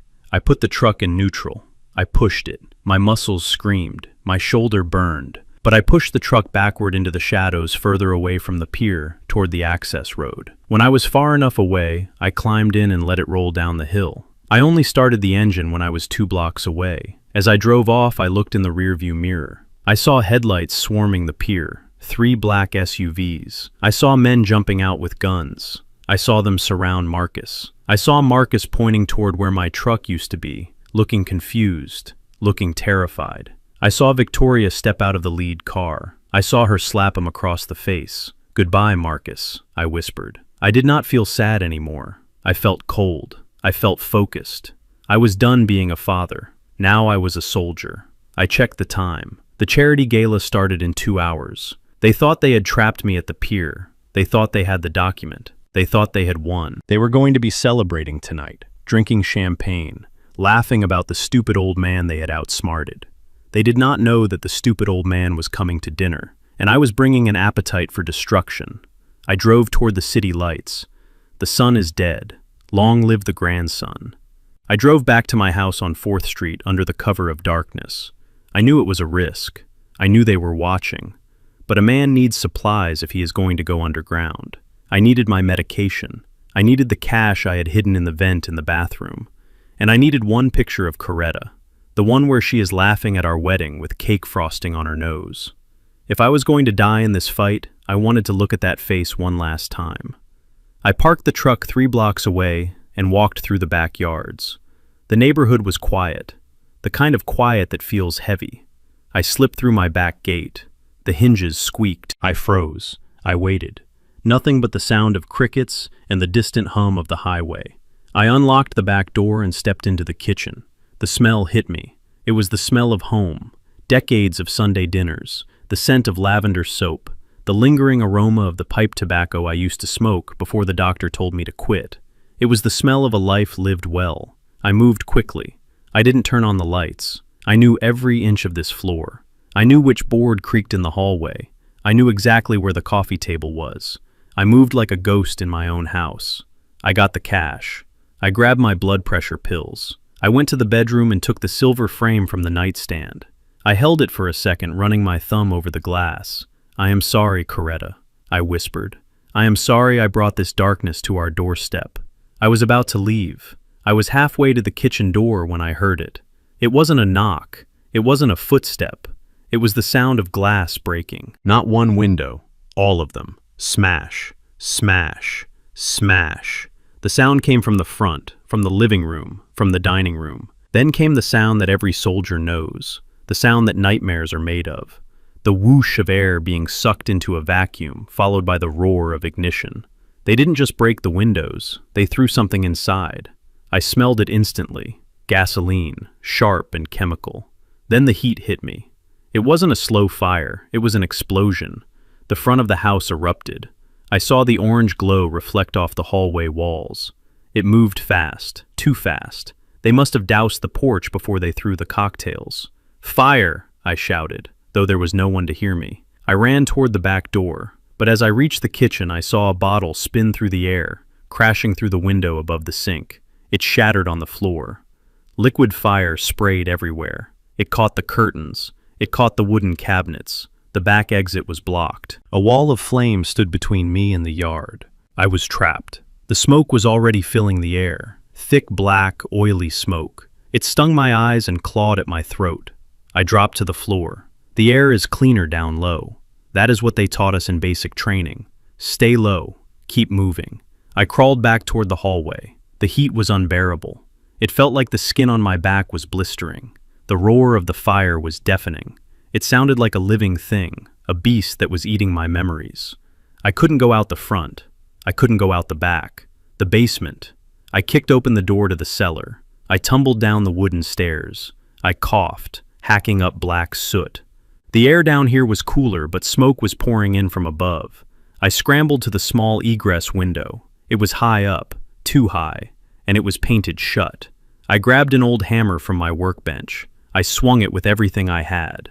Crack! The glass shattered. I cleared the shards with my sleeve. I pulled myself up. My shoulders screamed in protest. I pushed and wiggled, squeezing my old body through the narrow opening. I fell out onto the grass of my side yard. I rolled away from the house, gasping for air. I didn't stop rolling until I hit the fence.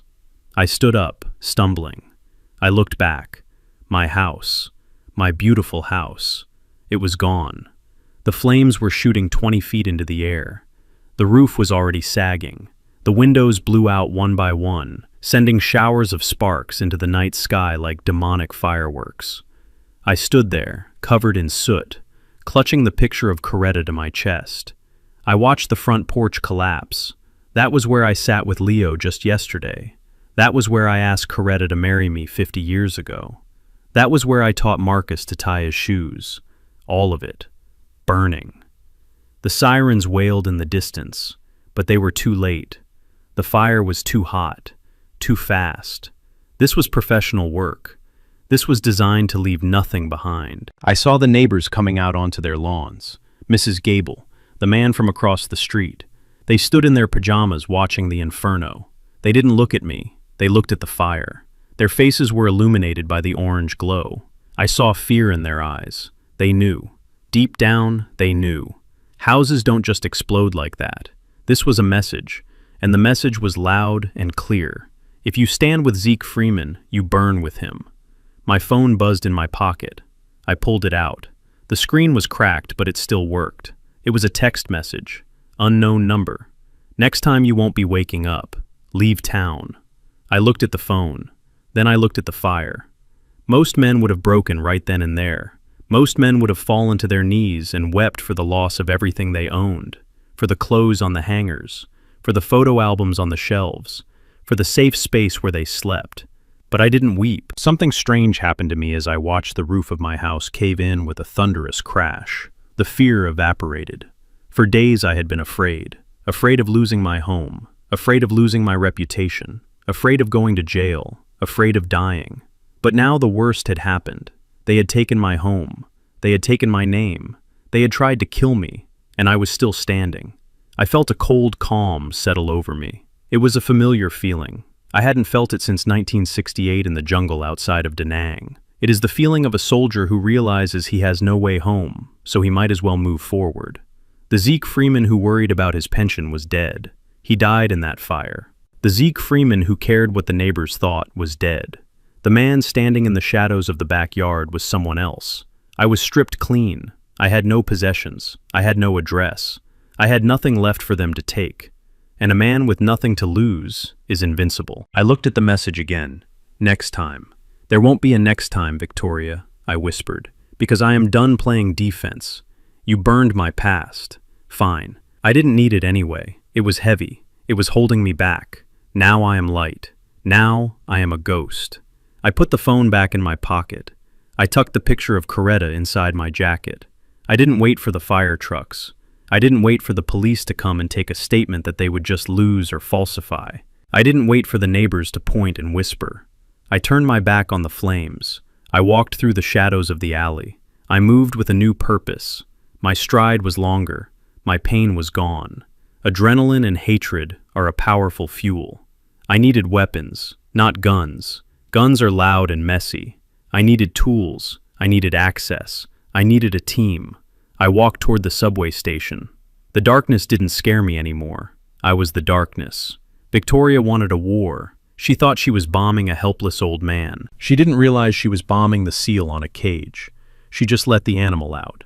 I walked past a shop window and saw my reflection. My face was blackened with soot. My hair was singed.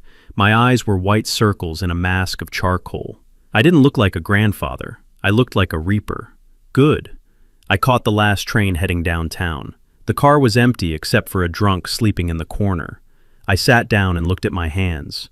They were steady, rock steady. I thought about Marcus. I wondered if he was watching the news. I wondered if he felt a pang of guilt when he saw his childhood home burning. Probably not. He was too busy saving his own skin.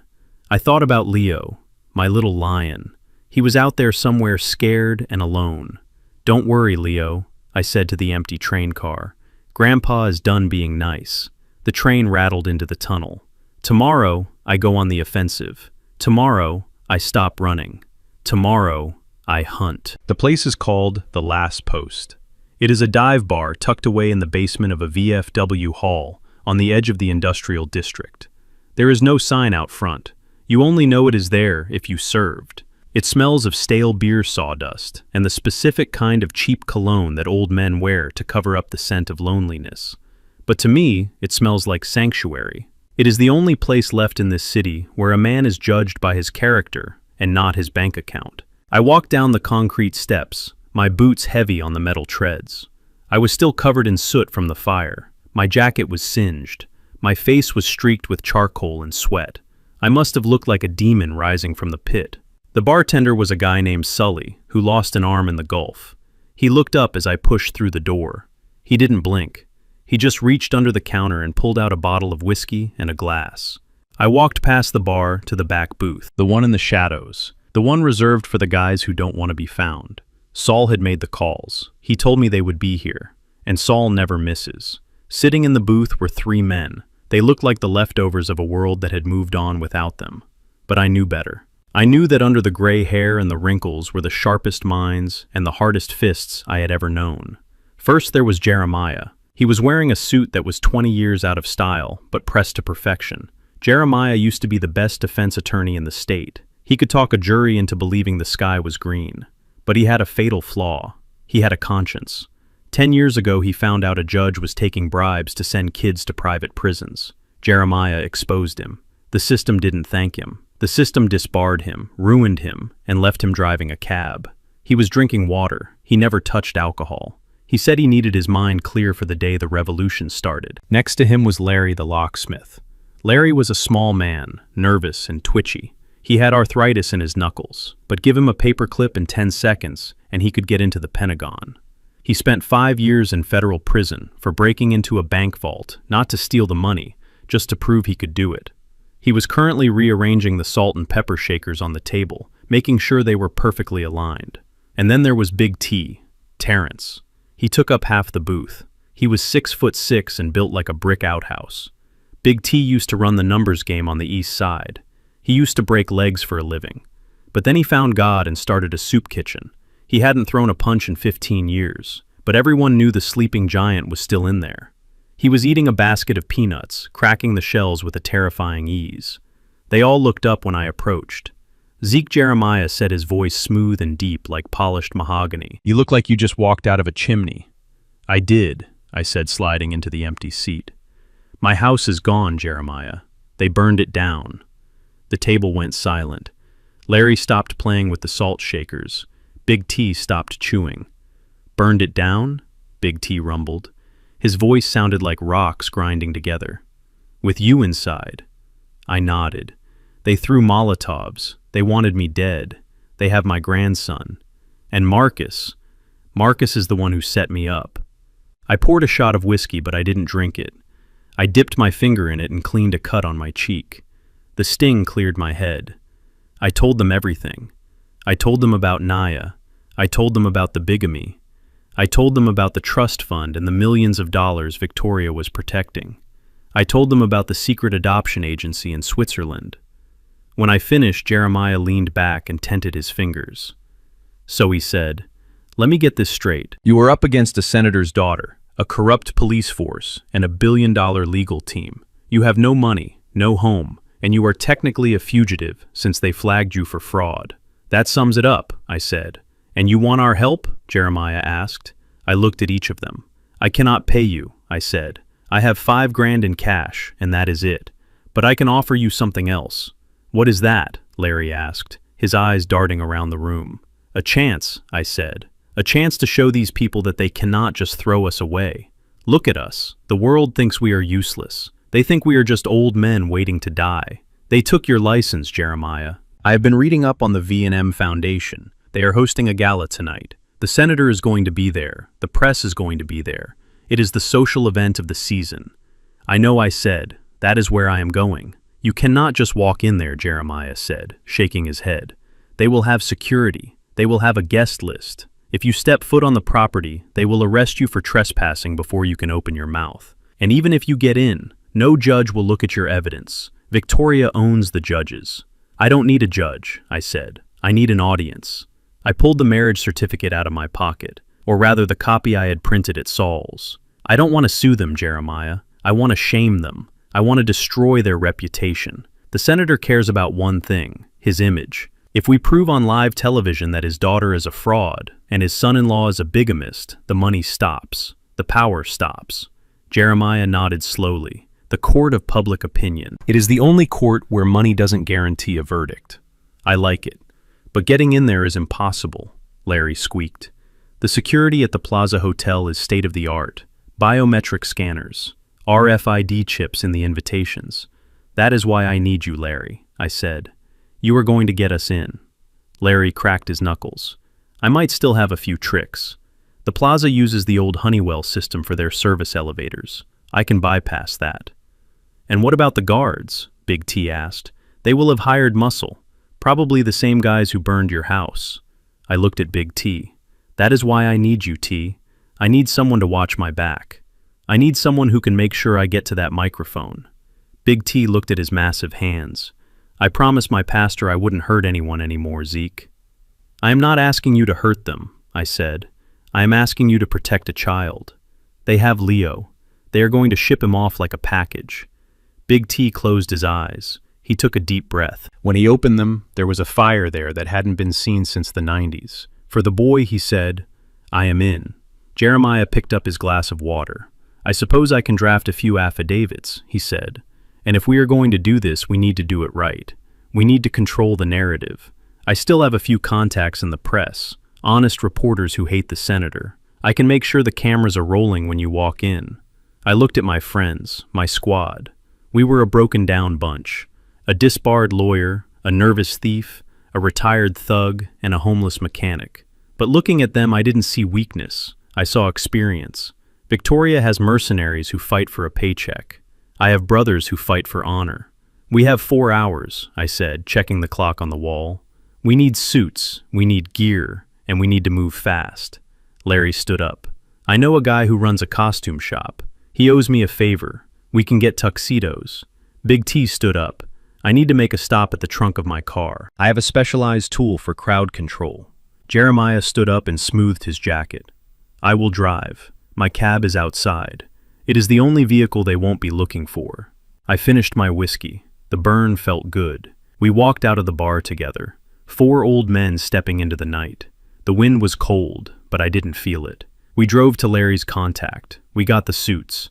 They smelled like mothballs and they didn't fit quite right. Big T looked like a refrigerator wrapped in black satin. Larry looked like a penguin. I looked like an undertaker. But when I looked in the mirror, I didn't see the soot anymore. I saw a man on a mission.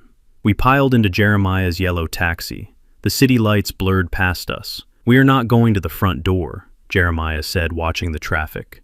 No, I said. We are going through the kitchen. Larry laughed nervously. Just like the old days. Just like the old days, I repeated. I touched the pocket where the evidence lay. Victoria thinks she burned my house down. She thinks she burned me out. She forgot that fire doesn't just destroy. It purifies. It hardens. She turned me into steel, and tonight she is going to feel the weight of it. Step on it, Jeremiah, I said. We have a wedding to crash. The taxi accelerated, weaving through the traffic. We were the ghosts of this city, and we were coming to haunt the rich and powerful. "Hold on, Leo. The cavalry is coming." The address Ms. Sterling had given the police was for a temporary holding center in the suburbs, but Saul found out that was a lie. The real location was a private facility called Serenity House on the outskirts of the industrial park. The name was a joke. It was a brick fortress surrounded by a 12-foot fence topped with razor wire. It looked less like a home for children and more like a warehouse for broken things.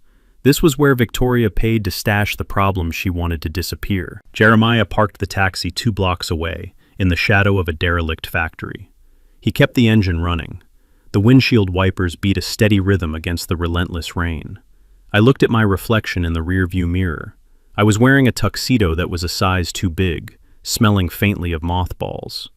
Next to me, Big T looked like a mountain wrapped in black satin. In the front seat, Larry was checking his tools, his fingers dancing with nervous energy. "We look like a retirement home choir that took a wrong turn," I said. "We look like trouble," Jeremiah corrected. "I will give you 15 minutes. If you are not back by then, I am driving this cab through the front gate and causing a diversion." "You just keep the meter running, Jeremiah," I said. We stepped out into the rain. It was cold, deep, bone-chilling cold. We moved toward the service entrance at the back of the building. Larry had studied the blueprints. He said there was a delivery bay that used an electronic keypad. We reached the steel door. A security camera hummed above us, its red eye blinking in the dark. "Smile T," I whispered. Big T reached up. He didn't smash the camera. He just covered the lens with a piece of chewing gum he had been working on for the last 10 minutes. Simple, effective. Larry stepped up to the keypad. He pulled out a small device that looked like a garage door opener, connected to a mess of wires. He attached it to the panel. The numbers on the display flickered. "Come on, Larry," Big T rumbled. "My suit is getting wet." "Don't rush the artist," Larry hissed. Click. The light on the lock turned green. The heavy bolt slid back with a thud. We slipped inside. The hallway smelled of bleach and boiled cabbage. It was the smell of institutional misery. The lights were dimmed for the night. We walked softly. My work boots squeaked on the linoleum, but Big T moved with surprising silence for a man of his size. We needed to find room 104. That was where the intake record said Leo was being held. We turned a corner and froze. At the end of the hall sat a guard. He was young, burly, and bored, scrolling through his phone. He looked up when he saw us. 3 old men in tuxedos dripping wet in a secure hallway. He blinked. He probably thought he was hallucinating. "Hey," he shouted, standing up and reaching for the baton on his belt. "You cannot be in here." Big T stepped forward. He didn't run. He just walked. A slow, steady advance, like a glacier. The guard pulled his baton. "Back off, old man, or I will." Big T reached out. His hand was the size of a catcher's mitt. He grabbed the baton. He didn't yank it away. He just crushed it. We heard the plastic crack in his grip. The guard's eyes went wide. He looked at the crushed baton, then up at Big T's face. "Sleep," Big T said. His voice was deep and soothing, like a lullaby from a grizzly bear. He placed his other hand on the guard's shoulder and applied pressure to a nerve cluster near the neck. It was a move he learned in the 70s. The guard's eyes rolled back in his head and he crumpled to the floor. Big T caught him before he hit the ground and laid him gently against the wall. "He is a good boy," Big T said, adjusting his bow tie. "Just working the wrong job." We kept moving. Room 100, room 102, room 104. The door was heavy metal, with a small reinforced window. It was locked from the outside. Larry didn't need the electronic tool for this one. He pulled out a tension wrench and a pick. 2 seconds. Click. I pushed the door open. The room was dark. A single streetlight from outside cast long bars of shadow across the floor. It was cold in there, too cold for a child. There was a metal cot in the corner with a thin gray blanket, but the bed was empty. My heart stopped. "He is not here," I whispered. The panic clawed at my throat. If they moved him, if they already sent him away. "Check the bathroom," Larry said. I checked the small bathroom. Empty. Then I remembered. The closet. In the apartment, he had hidden in the closet. It was his safe space. I looked around the room. There was no closet, just a metal wardrobe bolted to the wall. I walked over to it. I knocked gently on the metal door. Leo the First whispered, "It is Grandpa." Silence. "Leo, please. I know you are scared. I am here to take you home." I heard a small scratch, a sniffle. I pulled the handle. It wasn't locked. The door swung open. Curled up in the bottom of the wardrobe amongst a pile of dirty laundry was my grandson. He was hugging his knees to his chest. He was wearing the same pajamas he had on when they took him, but they were filthy now. His face was streaked with tears and snot. He looked up. He saw the tuxedo. He saw the bruise on my face. He saw the wet gray hair plastered to my forehead. "Grandpa," he squeaked. I fell to my knees. I didn't care about the arthritis. I didn't care about the damp floor. I reached out and pulled him into my arms. He felt so small, so fragile. He buried his face in my wet jacket and started to shake. "I thought you were not coming," he sobbed. "The lady said you were gone. She said you were a bad man and you went away." "The lady is a liar, Leo," I said, my voice thick with emotion. "I told you. Grandpa always keeps his promises." I lifted him up. He wrapped his legs around my waist and clamped his arms around my neck like a vice. He wasn't going to let go, not for anything. "We have to go, Zeke," Big T said from the doorway. He was checking his watch. "The guard shift changes in 4 minutes." I stood up holding Leo. He felt heavy, but it was the best weight I had ever carried. I looked at my friends. Larry was grinning a toothy, nervous smile. Big T gave me a thumbs up. "Let's get the hell out of here," I said. We moved back down the hallway, faster this time. We passed the sleeping guard, who was starting to stir. We reached the exit. The rain was still coming down in sheets. We burst out into the alley and ran for the taxi. Jeremiah had the back door open before we even reached the curb. We piled in. Big T took the front. Larry and I and Leo squeezed into the back. "Go, Jeremiah, go," I shouted. The taxi tires screeched on the wet pavement. We sped away just as lights started to flick on inside the facility. The alarm started to ring, a distant wail that faded as we put distance between us and that prison. Leo was still clinging to me. I took off my tuxedo jacket and wrapped it around him. "Are we going home, Grandpa?" he asked, looking up at me with those big amber eyes. Marcus's eyes, but filled with Nia's soul. "Not yet, Leo," I said, smoothing his hair. "We have one more stop." "Where are we going?" he asked. "We are going to a party," I said. "A very fancy party, and we are going to tell everyone a story." I looked at Jeremiah in the rearview mirror. His eyes met mine. "You got the package?" he asked. "Safe and sound," I said. "What is the ETA to the Plaza Hotel?" Jeremiah asked. 20 minutes if I drive like a sane person," Jeremiah said. 10 if I drive like I used to drive. Get away for the East Side gang. Drive like a maniac, Jeremiah," I said. "We cannot be late. The bride is waiting." The taxi accelerated, weaving through traffic like a yellow bullet. I looked down at Leo. He had fallen asleep against my chest, exhausted by fear and relief. "Sleep well, little lion," I whispered. "When you wake up, the world is going to be a different place." I checked my pocket. The marriage certificate was still there, dry in its plastic bag. The audio recorder was there. I looked at my reflection in the window. The soot was washing away, but the scars remained. I was tired. I was old. I was beaten. But I was dangerous. Victoria wanted to play games with families. She wanted to break them apart to save her fortune. Tonight, I was going to show her what a real family looks like. It doesn't look like a portrait in a mansion.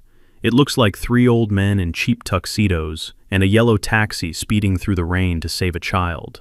We are coming, Victoria, and we are bringing the storm. The Plaza Hotel looked like a castle made of light. From the back seat of the speeding taxi, I could see the line of limousines snaking around the block. They looked like shiny black beetles crawling toward a pile of sugar. These were the people who ran the city, the judges, the bankers, the politicians, and tonight they were all gathering to applaud the senator and his daughter for their generosity. The gala was titled, "The Future of Our Children." The irony tasted like copper in my mouth. They were raising millions of dollars for underprivileged youth, while the very woman hosting the event had tried to erase my grandson from existence. Jeremiah steered the taxi toward the delivery entrance. He killed the lights as we turned into the alley. The rain had stopped, but the ground was slick and black. "We have a problem," Jeremiah said, looking at the service bay. "There are guards, 2 of them, private security."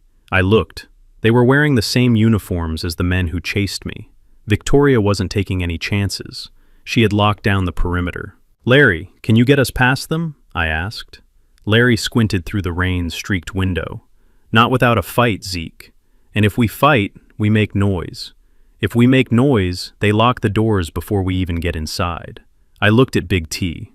He was sitting in the front seat, shielding Leo with his massive body. Leo was awake now, staring at the lights with wide, fearful eyes. T, I said, I need you to stay here. Keep the engine running. Keep the boys safe. If things go wrong inside, if I don't come out in 20 minutes, you take him to the state line. You get him to your sister in Philly. Do not stop for anything. Big T looked at me. His face was a mask of worry. You cannot go in there alone, Zeke. That is a room full of sharks. I am not alone, I said, patting my pocket. I have the truth, and I have Jeremiah. Jeremiah nodded, adjusting his tie.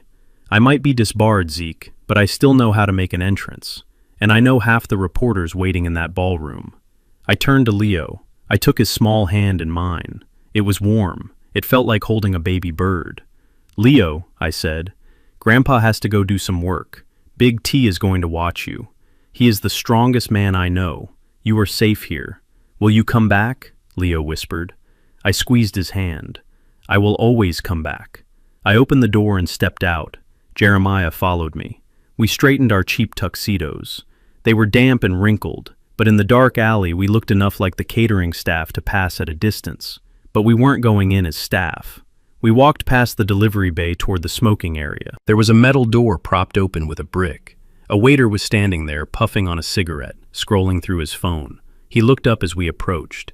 He saw two old men in tuxedos. He probably assumed we were guests who had gotten lost looking for the bathroom or fresh air. Evening, gentlemen, he said, flicking his ash. Main entrance is around the front. I know, I said, walking past him with total confidence. We just needed a breath of air. The speeches are about to start. He stepped aside. The confidence trick. If you act like you belong, most people won't question you. It is a lesson I learned in the army. Walk tall, even if you are marching into hell. We stepped into the kitchen. It was a chaotic symphony of shouting chefs, clanging pans, and sizzling oil. Steam filled the air. Dozens of waiters were rushing back and forth, carrying silver trays of lobster and steak. Nobody looked at us. We were just obstacles in their path. We weaved through the madness, dodging tray carriers and sous chefs. We reached the double doors at the end of the kitchen. Beyond them lay the ballroom. I stopped. I pulled out my phone. It was 8:55 p.m. According to the program, Victoria was scheduled to speak at 9 p.m. I opened the email app. I had drafted the message earlier with Saul's help. The subject line was clear. Criminal evidence. The V&M Foundation fraud and murder investigation. Attached to the email were the audio files of Victoria threatening me, the digital records of the payments to Nia, the rejected divorce filing proving the bigamy, and the video Nia made before she died. I had entered the email addresses of every major news outlet in the city, the Times, the Tribune, the TV stations, and for good measure, the FBI field office and the state attorney general. I looked at Jeremiah. Are you ready? I asked. Jeremiah pulled out his own phone. He had his own contacts. He had texted his old friend at Channel 5 News, telling him to keep his camera rolling no matter what happened. Set the timer, I said. I set the email to send automatically at 9:05 p.m. 5 minutes into her speech, right when she would be talking about honesty and family values, it was a modern bomb. No gunpowder, just data. But it was going to blow a hole in their world that money couldn't fix. I put the phone away. Let's go, I said. We pushed through the double doors. The transition was jarring. We went from the noisy, humid kitchen into a world of cool air conditioning and soft classical music. The ballroom was massive. Crystal chandeliers hung from the ceiling like frozen explosions. The tables were covered in white linen and expensive flowers. There were hundreds of people, men in black ties, women in diamonds that cost more than my entire neighborhood. They were drinking champagne and laughing polite, hollow laughs. We stood at the back of the room in the shadows. Nobody noticed us. We were just two more old men in a sea of suits. I scanned the room. There at the head table sat the senator. He was laughing, holding a glass of wine, his face flushed with success. Next to him sat Marcus.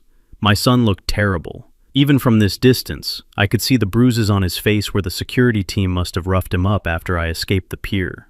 Or maybe Victoria did it herself. He was staring at his plate, not speaking to anyone. He looked like a prisoner at his own execution. And then there was Victoria. She was standing at the podium, adjusting the microphone. She looked radiant.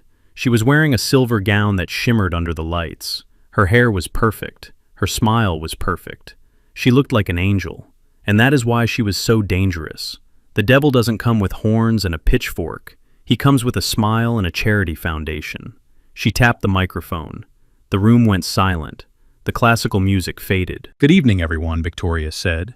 Her voice was smooth like warm honey. "Thank you all for coming. Tonight is a celebration of love, a celebration of family, and most importantly, a celebration of the future." Applause rippled through the room. I felt Jeremiah nudge me. He pointed to a camera crew near the front. The red light was on. They were broadcasting live. "Perfect," Victoria continued. "When I look out at this room, I see generosity. I see people who care about those who are less fortunate. My father taught me that those to whom much is given, much is expected. That is why we started the V&M Foundation, to help the children who have been forgotten, the children who have no voice." I felt the rage rising in my chest. It was hot and sharp. She was talking about voiceless children while she had my grandson locked in a cage. She was talking about generosity while she paid to have a young mother murdered. I checked my watch. 9:02 p.m. 3 minutes. I started moving. I didn't run. I walked down the side aisle, keeping to the shadows. Jeremiah stayed back, ready to signal the reporters. Victoria was getting into the rhythm of her speech now. "We have raised $5 million tonight," she announced. $5 million that will go to building orphanages and schools. We are building safe havens, places where children can feel loved and protected. I was getting closer. I was 20 feet from the stage now. A security guard near the stairs spotted me. He frowned. He started to move toward me, speaking into his earpiece. I didn't stop. I kept my eyes locked on Victoria. She saw me. It was subtle at first. She faltered in her speech just for a fraction of a second. Her eyes flicked to the side. She saw the battered old man in the ill-fitting tuxedo walking toward her. Her smile didn't drop, but her eyes went wide. She looked at the security guard and gave a tiny, almost imperceptible nod. "Remove him." The guard lunged for me. "Sir, you need to step back," he growled, grabbing my arm. I didn't fight him. I didn't need to get to the microphone. I just needed to be seen. I shook his hand off just long enough to raise my voice. "Ask her about Leo," I shouted. My voice was hoarse, but it carried across the silent room. Victoria froze. The name hit her like a slap. "Ask her about the child she kidnapped," I yelled. "Ask her about the mother she killed." The room gasped. A murmur of confusion rippled through the crowd. "Get him out of here," Victoria hissed into the microphone, forgetting to cover it. 2 more guards rushed toward me. They grabbed me by the shoulders. They were strong. They started dragging me back toward the exit. "Ladies and gentlemen," Victoria said, her voice rising, trying to regain control. "Please ignore the disturbance. Just a confused individual. Mental illness is a terrible tragedy, and I checked my watch. 9:05 p.m. Ding, ding, ding, ding. It started as a few isolated sounds, the sound of notifications. Then it became a chorus. Every phone in the room started buzzing and chirping. The reporters near the front looked at their phones. The senator looked at his phone. The guests looked at their phones. I saw the face of the reporter from Channel 5 change. He looked at his screen, then he looked up at Victoria with shock. He whispered something to his cameraman. The camera swung away from Victoria and pointed directly at me. "What is happening?" Victoria asked. Her composure was cracking. She looked at Marcus. Marcus was looking at his phone, his face white as a sheet. The senator stood up. He was reading the email. His hands were shaking. He looked at his daughter with a mix of horror and fury. "Let him go," the senator shouted at the guards holding me. The guards hesitated. They looked at Victoria, then at the senator. The senator was the one who signed their paychecks. They let me go. I stood there in the middle of the aisle. I straightened my jacket. I didn't need a microphone anymore. The silence in the room was so heavy, you could hear a pin drop. "Victoria," I said. My voice was calm now. "You wanted to talk about family. You wanted to talk about the truth." I pointed to the giant screen behind her, where the charity logo was displayed. "Why don't we show them the real family video?" Jeremiah had done his part. He had forwarded the link to the tech booth. The tech guy, A bored kid who hated his job and loved a scandal had clicked it. The screen flickered, the logo disappeared. And there was Nia. Her face filled the 20-foot screen. She was crying. She was terrified. "He has Marcus's eyes," she whispered to the entire ballroom. "I hid him in the closet," Victoria said. "She would kill him." The gasp from the crowd sucked the air out of the room. A woman in the front row dropped her champagne glass. It shattered. Victoria stood frozen at the podium. She looked small now. The silver dress didn't look like armor anymore. It looked like tinfoil. She looked at the crowd. She saw the judgment. She saw the disgust. She looked at me, and for the first time I saw fear. Real fear, not the fear of losing money. The fear of a caged animal realizing the door is open and the hunter is waiting. I smiled. "Happy birthday, Victoria," I whispered. The trap was sprung. The media was feeding, and the FBI was on the way. I looked at Marcus. He was still sitting there. He hadn't moved. He hadn't tried to stop it. He looked at me and gave a tiny, almost imperceptible nod. It was over, or so I thought. But a cornered animal bites, and Victoria wasn't done yet. She reached into her purse beneath the podium. I saw the glint of metal. "Gun!" I shouted, diving behind a table. Chaos erupted. The ballroom was a sea of black ties and glittering diamonds. The air smelled of expensive perfume and roasting meat. It was the smell of money. It was the smell of power. I stood at the entrance in my ill-fitting tuxedo that smelled of mothballs and rain. I felt the eyes of 500 people land on me. They looked at my scuffed work boots. They looked at the soot that was still smeared behind my ears from the fire. They looked at the bruises on my face. To them, I was a stain on their perfect white tablecloth. I was a disruption, a glitch in their perfectly curated evening. 2 security guards stepped in front of me. They were not the mercenaries from the alley. These were the hotel staff, big men in tight suits with earpieces. They looked at me with that specific mix of pity and annoyance that people reserve for the homeless. "Sir," one of them said, blocking my path with a massive arm, "this is a private event. You need to leave immediately." I did not step back. I did not look down. I stood my ground. "I am family," I said. My voice was rough from the smoke, but it was steady. The guard sighed. "Sir, please do not make a scene. Come with us quietly, or we will have to escort you out." He reached for my arm. His grip was firm. He was trying to be gentle, thinking I was just a confused old man who had wandered in off the street. I pulled my arm away. I took a deep breath. I filled my lungs with the cold air of the ballroom. "Victoria," I shouted. The name tore through the polite chatter like a gunshot. The string quartet stopped playing. The clinking of silverware stopped. 500 heads turned toward the stage. "Victoria!" I yelled again. "I brought you a gift." On the stage, Victoria froze. She was in the middle of a sentence about compassion. Her hand hovered near her throat. For a second, just a split second, I saw the mask slip. I saw the terror in her eyes. She knew who I was. She knew I should be dead in a burning house. But Victoria is a predator, and predators adapt.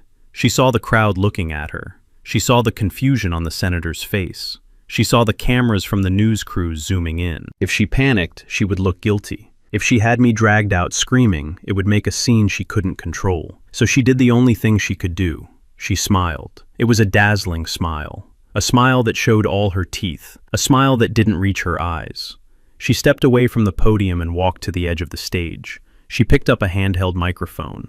"Oh my goodness," she said, her voice dripping with fake concern. "It is Ezekiel." She turned to the crowd. "Ladies and gentlemen, please forgive the interruption. This is my father-in-law. Poor dear Ezekiel." She waved her hand at the guards. "Let him go. Please let him through. He is not dangerous. He is just confused." The guards stepped back, looking uncertain. Victoria looked at me. "Come here, Ezekiel," she called out, beckoning me like a dog. "Come up to the stage. We are all family here." I knew what she was doing. It was a brilliant move. By inviting me up, she was taking control of the narrative. She was going to frame me as the senile, grief-stricken old man. She was going to spin my anger as dementia. She was going to hug me, pat my head, and send me away to an institution with the crowd's blessing. She thought she was inviting a lamb to the slaughter. She didn't know she was inviting the butcher. I started walking. The aisle seemed to stretch on forever. It was the longest walk of my life. I walked past tables filled with people who ran this city. I saw a judge I recognized from the papers. I saw a banker who had denied my loan application 10 years ago. They watched me pass. They whispered behind their hands. "Look at him," they whispered. "So sad. He must be off his meds. Look at his shoes." I kept my head high. I didn't look at them. I looked straight ahead at the woman in the silver dress who had ordered the death of my daughter-in-law. I walked past the front table. Marcus was sitting there, my son. He was staring at his plate, his shoulders hunched. He couldn't even look at me. He was trembling. He knew what was coming, or maybe he didn't. Maybe he thought I was just going to yell and get arrested. He looked small. He looked broken. I didn't stop for him. He made his choice at the pier. I reached the stairs to the stage. My knees ached. My back screamed in protest. But I climbed them. 1 step, 2 steps, 3 steps. I stood on the stage. The lights were blinding. The heat from the spotlights was intense. Victoria walked toward me. She opened her arms. She hugged me. It was a cold embrace. Her body was stiff. She smelled of expensive champagne and malice. She leaned in close so her cheek brushed mine. To the crowd, it looked like a tender greeting. But into my ear, she whispered words that would freeze hell over. "You stupid old man," she hissed. "You should have burned with the house. Now I am going to have you committed to the state asylum. You will never see daylight again." She pulled back, still smiling. She kept one hand on my shoulder, gripping it hard. Her fingernails dug into my flesh through the cheap fabric of the tuxedo. She turned to the audience. "Everyone," she said, her voice trembling with manufactured emotion. "This is Ezekiel Freeman. He has been having a very hard time lately. Since his wife died, well, his mind hasn't been the same." She looked at me with pity that was designed to destroy me. "He gets confused," she continued. "He imagines things. He thinks people are out to get him. It is a terrible disease. We have been trying to get him help. We have been trying to get him into a facility where he can be safe. But he keeps running away." The crowd murmured sympathetically. "Oh, poor woman," they thought, dealing with a crazy relative on her big night. Victoria squeezed my shoulder harder. "Ezekiel, why are you here?" she asked gently, holding the microphone to my face like a weapon. "Did you forget where you live? Do you need a ride to the hospital?" She was giving me an out. She was giving me a chance to play the role. If I mumbled, if I acted confused, she would have her security team guide me gently off stage and into a waiting police car. I looked out at the sea of faces. I saw the cameras. The red lights were glowing. Jeremiah had done his job. The world was watching. I looked at the senator. He was watching me intently. He was a smart man. He was looking at my eyes. And in my eyes, he didn't see dementia. He saw clarity. I reached out and took the microphone from Victoria's hand. She didn't want to let it go. We had a brief, silent struggle. But I have spent 40 years turning wrenches that didn't want to turn. My grip was iron. I took the mic. The feedback squealed for a second. "I am not confused, Victoria," I said. My voice boomed through the speakers. It was deep and resonant. It was the voice of a man who used to shout orders over the roar of diesel engines. Victoria's smile faltered. She took a half step back. "I know exactly where I live," I said. "I live at 402 East 4th Street. Or I did until 3 hours ago, when your security team threw a Molotov cocktail through my living room window." The crowd gasped. A ripple of shock went through the room. Victoria laughed. A nervous, high-pitched sound. "Oh, Ezekiel," she said, trying to grab the mic back. "See what I mean? He is hallucinating. Fire, violence. It is the dementia talking."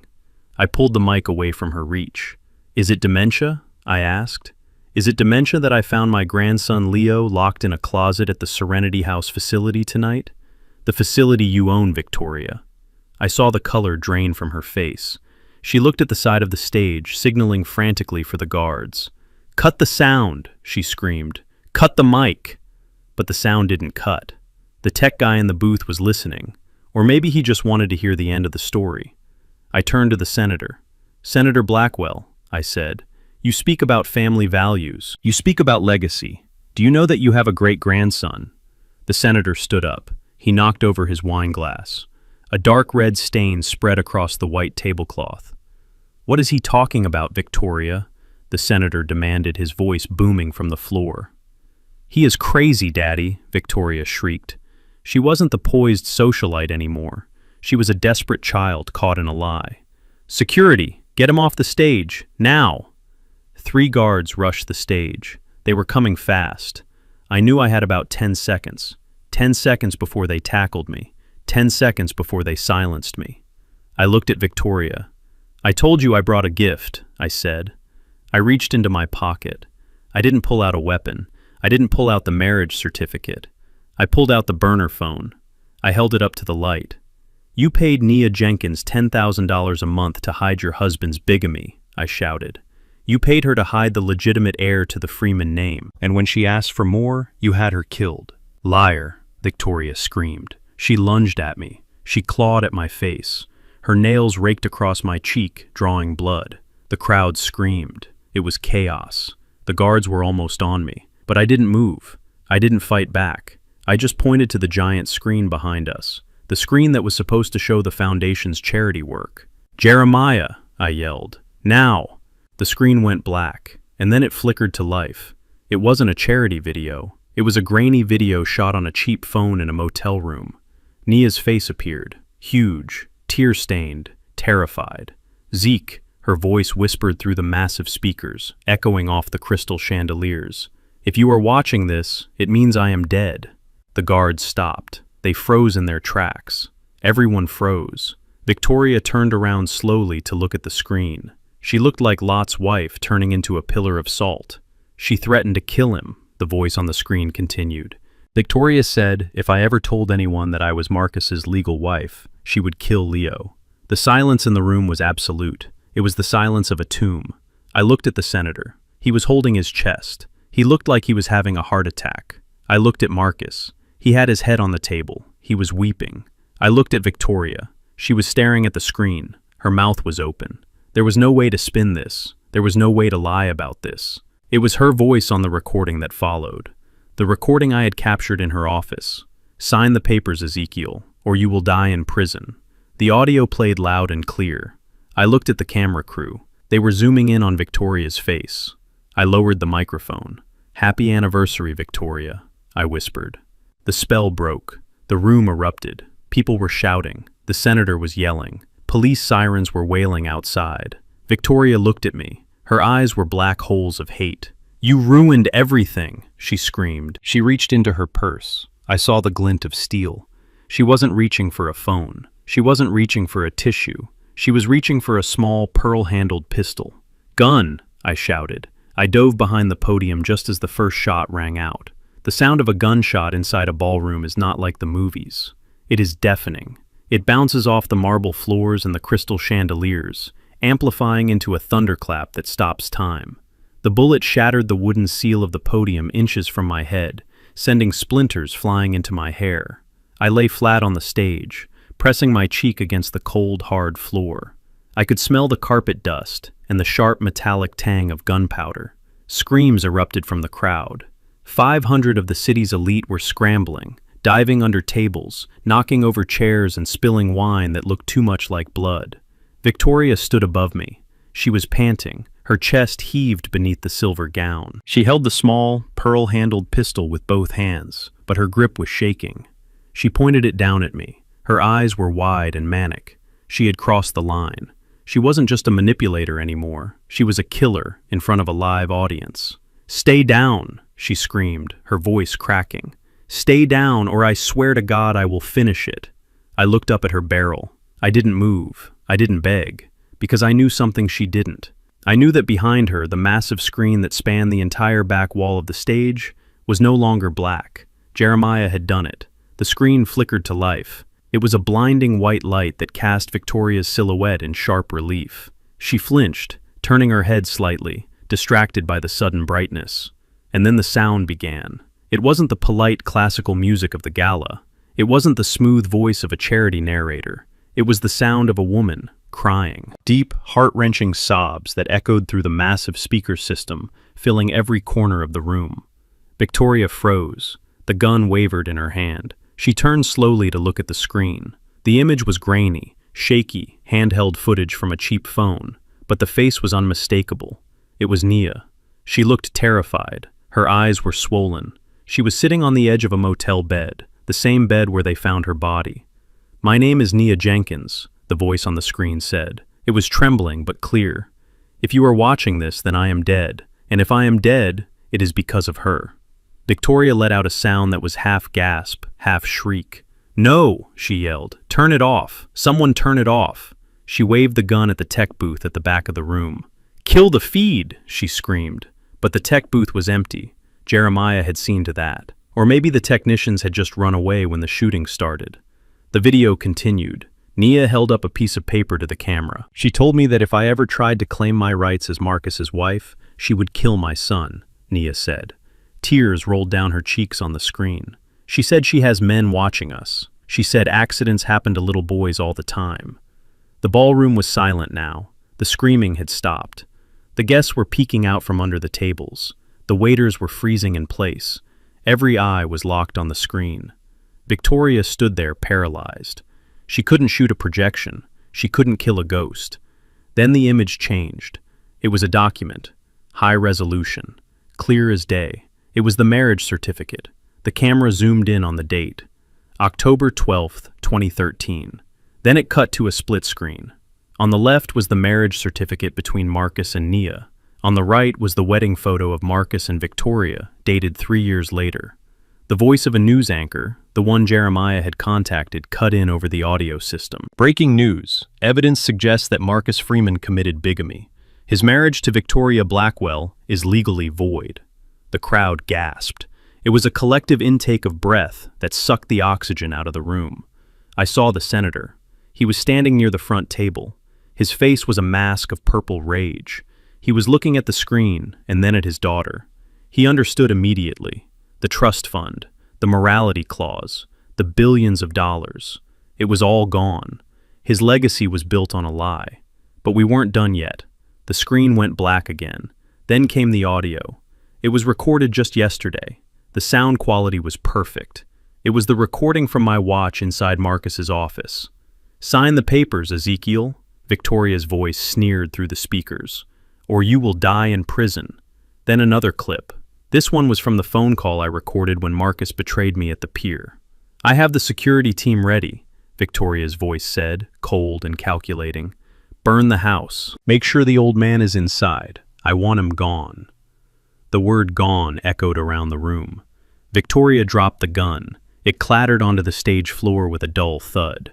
She looked at her hands. She looked at the crowd. She looked for an ally. She looked for anyone who would help her. She looked at Marcus. Marcus was sitting at the table, his head in his hands, sobbing into the tablecloth. He was broken. He couldn't help her. She looked at her father. "Daddy," she whimpered. Her voice was small now, like a little girl caught stealing. "Daddy, please. It is a fake. It is a deep fake. They made it up." The senator walked up to the stage. He moved slowly. He looked like he had aged 20 years in 20 seconds. He stood at the bottom of the stairs looking up at his daughter.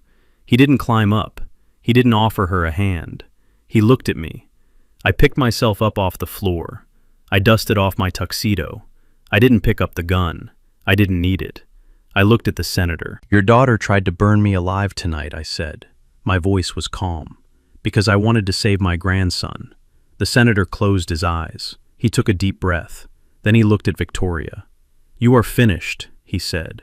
His voice was low, but in the silence, everyone heard it. "Daddy," Victoria pleaded, reaching out a hand. "Do not call me that," the senator roared. His voice cracked with fury. "You are not my daughter. You are a monster. You lied to me. You stole from the foundation, and you tried to kill a child." He turned his back on her. "I have no daughter," he said to the room. Victoria let out a scream. It wasn't a scream of fear. It was a scream of pure rage. She had lost. The money, the status, the family name. It was all dissolving like sugar in hot water. She looked at me. Her eyes were wild. "I should have killed you," she hissed, lunging for the gun on the floor. But she was too slow. From the side of the stage, a massive shape emerged from the shadows. It was Big T. He had come in through the back just like I asked. He stepped onto the stage, moving faster than a man his size should be able to move. He put one giant foot on the gun just as Victoria's hand reached for it. She looked up at him, terrified. "I wouldn't do that, ma'am," Big T rumbled. Then the doors at the back of the room burst open. "FBI! Nobody move!" Dozens of agents in tactical gear poured into the ballroom. They had their weapons drawn. The local police were with them, but the feds were leading. They had received the email. They had heard the evidence. Victoria stood up. She looked around. She was surrounded. She looked at the guests, her friends, her social circle. They were looking at her with disgust. A woman in a diamond necklace turned her head away. A man who had toasted her 10 minutes ago was filming her with his phone. The facade was gone. The angel in the silver dress was revealed to be a demon. 2 agents rushed the stage. They grabbed Victoria's arms. "Get your hands off me," she shrieked, kicking and spitting. "Do you know who I am? My father is a senator." "Not anymore," the senator said from the floor. He was speaking to an agent. "Take her away. I will cooperate fully. I want everything exposed." The agents handcuffed Victoria. They dragged her toward the stairs. She passed me. She stopped fighting for a second. She looked me in the eye. "You are nothing," she spat.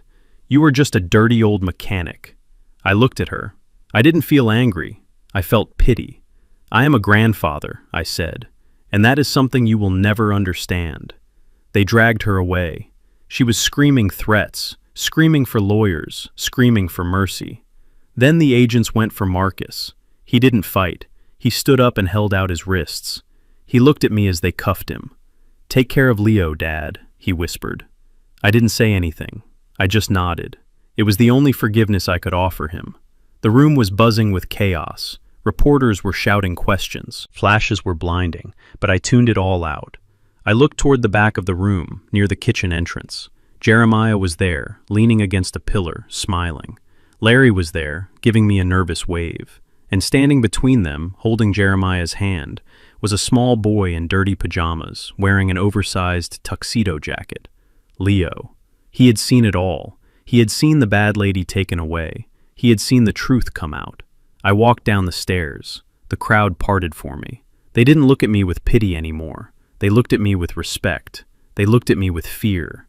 I walked straight to Leo. I knelt down. "Is the bad lady gone, Grandpa?" he asked. "Yes, Leo," I said, pulling him into a hug. "She is gone. She can never hurt you again." He buried his face in my neck. "Can we go home now?" he asked. I thought about the charred remains of my house on 4th Street. I thought about the ashes and the ruin. But then I looked at my friends. I looked at the boy in my arms. "Yes," I said, tears finally spilling down my soot-stained cheeks. "Yes, Leo, we are going home." It wasn't a building. It was this. It was us. I picked him up and walked out of the ballroom. I walked past the senator, who was sitting with his head in his hands. I walked past the cameras. I walked out into the cool night air. The rain had stopped. The stars were out. I was Zeke Freeman. I was 73 years old. I had no house. I had no money. But I was the richest man in the world. The doors to the ballroom didn't just open. They were kicked in. It was a sound that cracked the tension in the room like a hammer hitting a sheet of glass. I have heard police raids before. In my neighborhood, they happen with shouting and confusion and fear. But this was different. This was precision.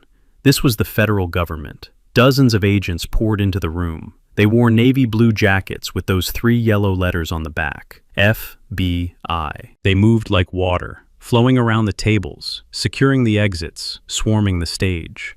The local police officers, the ones Victoria had bought and paid for, stepped back. They knew their jurisdiction ended where the federal crimes began. They holstered their weapons and looked at their shoes, knowing that they were probably next on the indictment list. I stood up from behind the podium. My knees cracked. The adrenaline that had kept me moving for 48 hours was starting to fade, leaving behind a deep, bone-heavy exhaustion.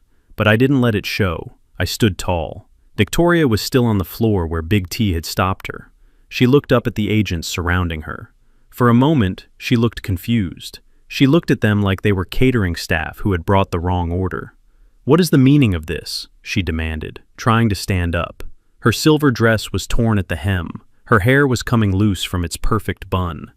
"This is a private event. Get out of my face." A tall agent with a face carved out of granite stepped forward. He didn't blink. He didn't care about her dress, or her name, or the senator standing 5 feet away. "Victoria Freeman," he said, his voice cutting through the murmurs of the crowd. "You are under arrest for conspiracy to commit murder, money laundering, wire fraud, and kidnapping. Victoria laughed. It was a shrill, broken sound. Kidnapping, she shrieked. I am a Blackwell. My father is Senator Blackwell. You cannot arrest me. I will have your badge. I will have your job. I will have you working security at a mall by tomorrow morning. The agent didn't even flinch. He just pulled a pair of steel handcuffs from his belt. Turn around and place your hands behind your back, he said. That was when she snapped. The reality finally hit her. The money wasn't going to save her. The name wasn't going to save her. The walls she had built to keep the world out were now closing in to crush her. She let out a scream that didn't sound human. It sounded like an animal caught in a trap, chewing its own leg off to escape. No, she screamed. No, she lunged. She didn't lunge at the agent. She didn't lunge at her father. She lunged at me. Her eyes were wide and white. Her teeth were bared. She looked like a demon. She wanted to hurt the thing that had destroyed her world. She wanted to tear me apart with her bare hands. I will kill you, she screamed, reaching for my throat. You dirty old man. You ruined everything. I didn't move. I didn't flinch. I just looked at her. Big T moved to intercept her, but the agents were faster. Two of them grabbed her by the arms. She kicked and thrashed. She spit at me. The saliva landed on my tuxedo jacket. Get off me, she yelled. Daddy, help me. Daddy, make them stop. She looked toward the senator. He was standing by the front table. His face was pale, almost gray. He looked at his daughter, the girl he had raised in palaces and private schools. He saw the madness in her eyes. He saw the truth on the screen behind her. He turned his back. He adjusted his tie, picked up his glass of water, and turned away from her. The silence of his rejection was louder than her screams. Victoria collapsed. Her legs gave out. The agents dragged her up. They clicked the cuffs onto her wrists. The sound was final. Click, click. They dragged her across the stage. She was sobbing now, ugly, heaving sobs. You are nothing, she screamed back at me as they hauled her down the stairs. You are garbage, Ezekiel. You will burn for this. I watched her go. I felt nothing. No anger, no joy.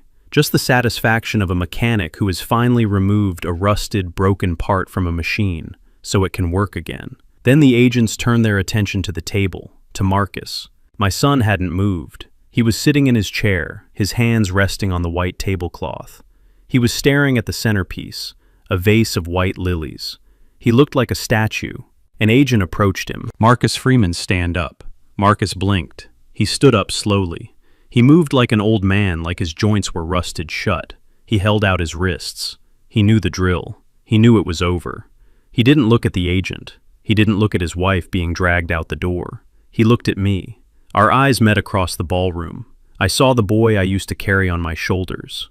I saw the teenager I taught to drive. I saw the young man who graduated college with dreams of changing the world. And I saw the coward who let a woman kill his wife. Dad, he whispered. His voice was so quiet I had to read his lips. Dad, please. He took a step toward me. The agent grabbed his shoulder, but Marcus ignored him. He looked at me with desperate, pleading eyes. I didn't know, Dad. I didn't know she would go this far. You have to tell them. You have to tell them I was scared. I can turn state's witness. I can help. Please, Dad, do something. The room was watching. The cameras were zooming in. This was the moment. The father and the son. The redemption arc. I walked down the stairs from the stage. My boots felt heavy on the plush carpet. I walked up to him. The agent stepped back, allowing us a moment. He respected the grief of a father, even if he had to arrest the son. I stood in front of Marcus. I was close enough to smell the fear on him, close enough to see the tears tracking through the expensive makeup Victoria had made him wear for the cameras. You knew, Marcus, I said softly. You knew everything. You knew when you signed the papers. You knew when you took the money. You knew when you let them take Leo. But I am your son, he sobbed. I am your flesh and blood. You cannot let them take me to prison. I won't survive in there, Dad. I am not like you. I am not strong like you. No, I said. You are not. I looked at his left hand. He was wearing a gold wedding band. It wasn't the platinum diamond-encrusted ring Victoria had given him. He had taken that off earlier, probably to play the victim. He was wearing the simple gold band I had given him on the day he married Nia. It was my father's ring. It was thick, scratched gold. It had survived the Great Depression. It had survived World War II. It had survived 40 years on the docks on my finger before I gave it to him. It was a ring that meant honor. It meant loyalty. It meant that a freeman keeps his word. Seeing that ring on his finger made me sick. It felt like a desecration. I reached out and took his hand. Marcus looked hopeful. He thought I was holding his hand to comfort him. He squeezed my fingers. "Dad," he whimpered. I didn't squeeze back. I gripped the ring. Marcus's eyes went wide. "Dad, what are you doing?" I pulled. It was tight. His hands were swollen from the alcohol and the crying. But I didn't care. I twisted it. I pulled hard. "Ow! Dad, stop! You are hurting me!"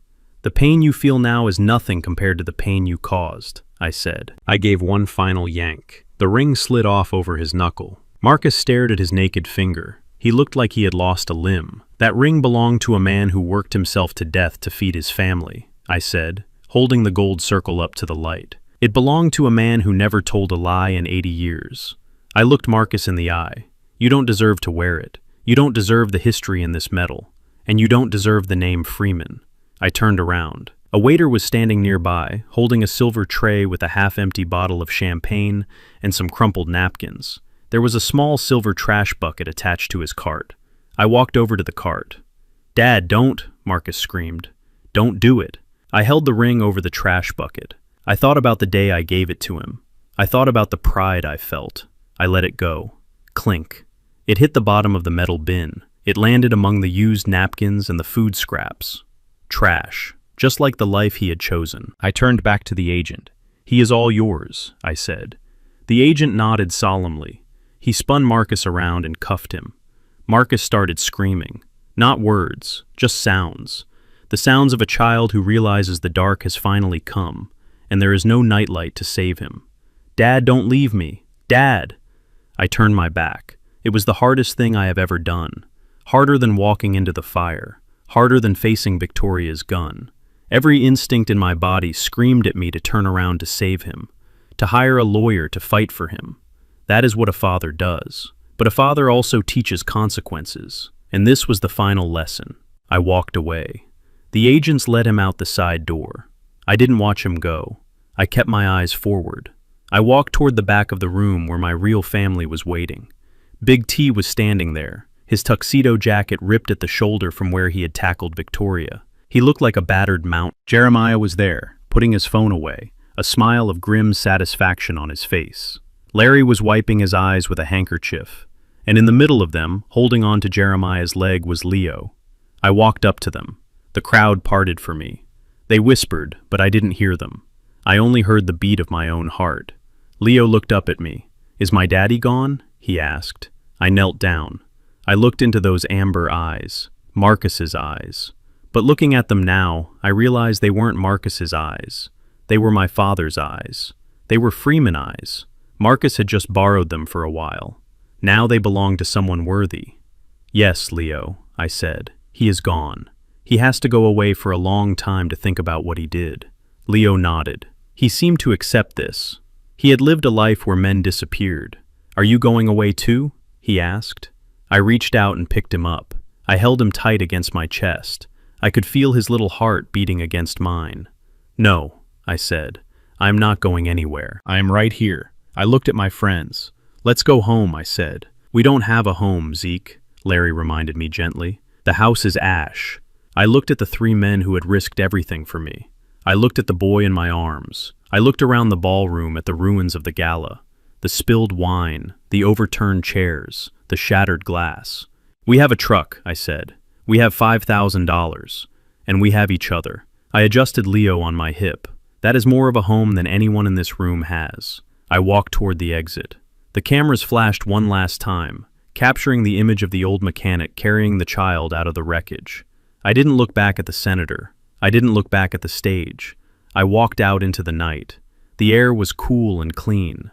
The rain had washed the city streets. It was over. The fire was out. Now it was time to rebuild. The water on the lake is glass still this morning. The mist is rising off the surface like a ghost, vanishing into the sunlight. I sit on the end of the dock with my legs dangling over the edge. Next to me sits a small boy with a fishing rod that is too big for his hands. But he holds it steady. He does not fidget. He does not complain about the cold. He watches the bobber with the intensity of a hawk. It has been 6 months since the night at the Plaza Hotel. 6 months since the sirens and the cameras and the handcuffs. The world moves on fast. The newspapers found new scandals. The senator resigned in disgrace and retreated to a private island to hide from his shame. The V&M Foundation was dissolved, its assets frozen and redistributed to real charities. But for me, the world did not move on. It changed. It stopped spinning on an axis of grief and started spinning on an axis of hope. Leo tugs on my sleeve. "Grandpa," he whispers, "I think I have a bite." I look at the red and white bobber dancing on the water. "Wait for it, Leo," I say softly. Patience. Let him take it. He waits. He bites his lip. Then the bobber goes under. Now, I say. He pulls back. The rod bends. He reels it in his little hands, moving in a blur. A small perch breaks the surface, splashing silver droplets into the air. "I caught it," Leo screams, his face lighting up with a smile that could outshine the sun. "I caught it, Grandpa." I help him unhook the fish and release it back into the water. We do not fish for food today. We fish for the peace of it. I look at him and I think about Marcus. I tried to teach Marcus to fish on this same lake 40 years ago. He hated it. He wanted to go home and play video games. He wanted instant gratification. Leo is different. Leo has his mother's spirit. He has Nia's quiet strength. Marcus is currently serving the first year of a 10-year sentence at a minimum security federal prison. He writes to me every week. The letters arrive on Tuesdays. I know his handwriting. It is shaky and small. I do not open them. I have a shoebox in the closet where I keep them. Maybe one day when Leo is a grown man, he can decide if he wants to read them. But for me, that door is closed. I forgave him in my heart, because holding on to hate is like drinking poison and expecting the other person to die. But forgiveness does not mean access. He made his choice. He chose the money over the blood. Victoria did not get off so easy. The jury did not like the recordings. They did not like the video of a terrified mother. She got 25 years without the possibility of parole. Her lawyers tried to plead insanity, but the judge saw what I saw: pure, calculated evil. She is rotting in a cell somewhere, and I hope every time she closes her eyes, she sees Nia's face. I hear a truck pulling up the gravel driveway behind us. I turn around. It is Big T and Jeremiah. Larry is in the back seat. They come over every Sunday for a barbecue. We are not just friends anymore. We are a unit. Big T gets out carrying a cooler the size of a coffin. He has taken over the role of Leo's personal bodyguard and jungle gym. Larry brings toys he has fixed or modified. Last week, he brought a remote control car that can go 40 miles an hour. Jeremiah brings the paperwork for the Nia Jenkins Trust. I used the settlement money from the lawsuit not to buy a mansion, but to rebuild. My house on 4th Street is rising from the ashes. It is going to be stronger this time. Brick instead of wood, steel-reinforced doors, and a room for Leo painted whatever color he wants. The rest of the money went to the foundation. We help young mothers who are trying to escape abusive situations. We help women who are being silenced by powerful men. We give them a voice, just like I gave Nia a voice that night. "Hey Zeke," Big T booms his voice, scaring the birds out of the trees. The charcoal is lit. "Are you coming to cook, or are you going to let the boy catch all the fish?" I stand up. My knees still ache when it rains, but today the sun is warm. I pick up Leo. He is getting heavier every day. He smells of lake water and sunshine. "We are coming," I say. I walk up the hill toward my friends, toward the smell of burgers and the sound of laughter. I lost a lot in this war. I lost my son. I lost the naive belief that the world is a fair place. I lost the last few years of my quiet retirement. But I look at the boy in my arms. I look at the men waiting for me by the grill. I gained something much more valuable. I gained the truth. I put Leo down and watch him run toward Big T, who scoops him up like a feather. I stand there for a moment, looking at the foundation of my new house. The concrete is fresh and wet. I took a stick earlier and wrote something in the wet cement in the corner where the porch will be. Nia and Coretta, watching over us. I am 74 years old. My hands are scarred. My heart has been broken and put back together with rivets and steel. But I am still standing. The sun is high, the fish are biting, and for the first time in a long time, I am not afraid of the dark. Because I know that when the night comes, I have my own light to guide me home. In the twilight of my life, I learned that blood does not make you family. Loyalty does. I spent years mourning a son who was physically alive, but morally dead, only to find salvation in a grandson I never knew existed. We often cling to toxic branches of our family tree, afraid to prune them, thinking the tree will die. But sometimes you have to cut off the rotten parts so the roots can breathe again. I lost a son to greed, but I gained a legacy in truth. A man is not defined by what he builds, but by what he refuses to destroy. This has been the story of how I fought a billion-dollar empire with a wrench and the truth. If you enjoyed this journey, please hit the like button and subscribe to the channel. Let me know in the comments where you are listening from, and if you have ever had to make a hard choice to protect your family. Your support helps me tell more stories like this one. Until next time, stay strong and never stop fighting for what is right.